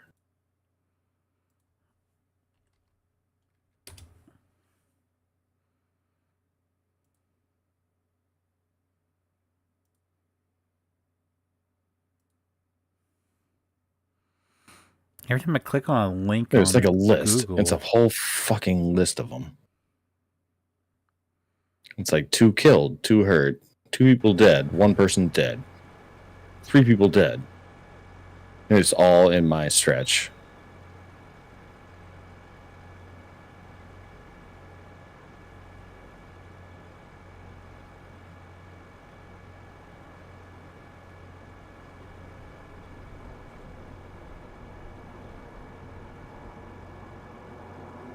So, yeah, like I learned the law. I was just like, like if you catch me and you're sitting on the side of the road and you bag me at like 90,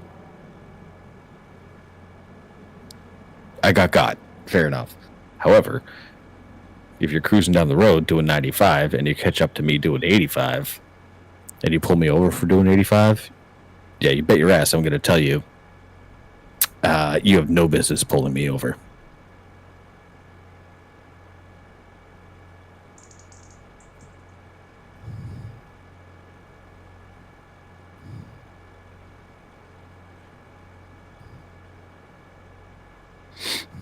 I've put it this way: the 2 times that I've gotten pulled over and challenged that, I'm 2 for 2. One time I got a citation for a seatbelt violation because he felt like he needed to get me on something,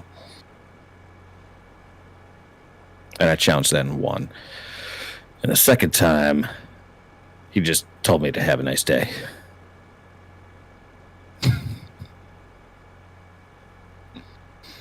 It's like calling out on their bullshit. Pretty sure you can't speed even if you have lights and sirens on, unless it's an extreme emergency. You didn't have lights and sirens on. You were speeding. You caught up to me. You can't travel that fast.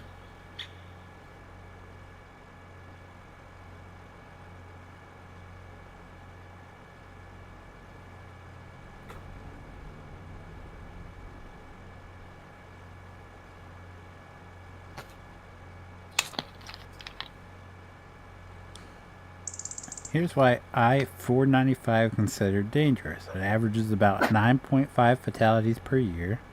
That's not true. This year they're already up to 20. I'm just telling you what Google's telling me.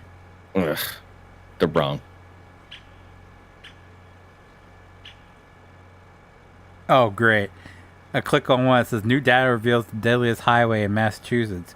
And the article starts off, Dedham, Mass.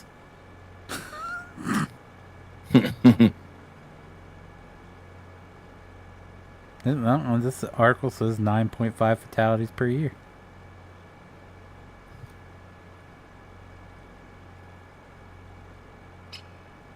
Okay, well, I will say that outside of that,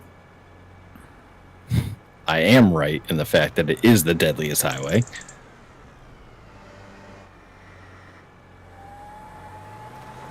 I disagree with their numbers. They're actually a lot higher. Like, we constantly have to have... So, like, I constantly have to get off and, like, the exit the town before because the town that I'm in, they always have to shut down the highway for medvac. It's, like, once a week.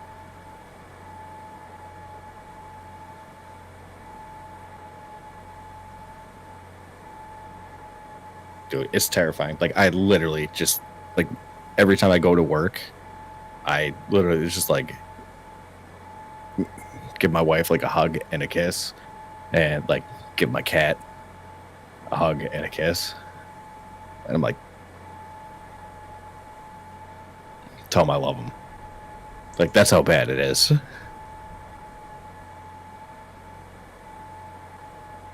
It's like they have, like, my entire family, like even my parents and stuff, they have genuine concerns about my commute. Like, let us know you get there okay. Dang. So I just give my general. With your fire suit helmet on.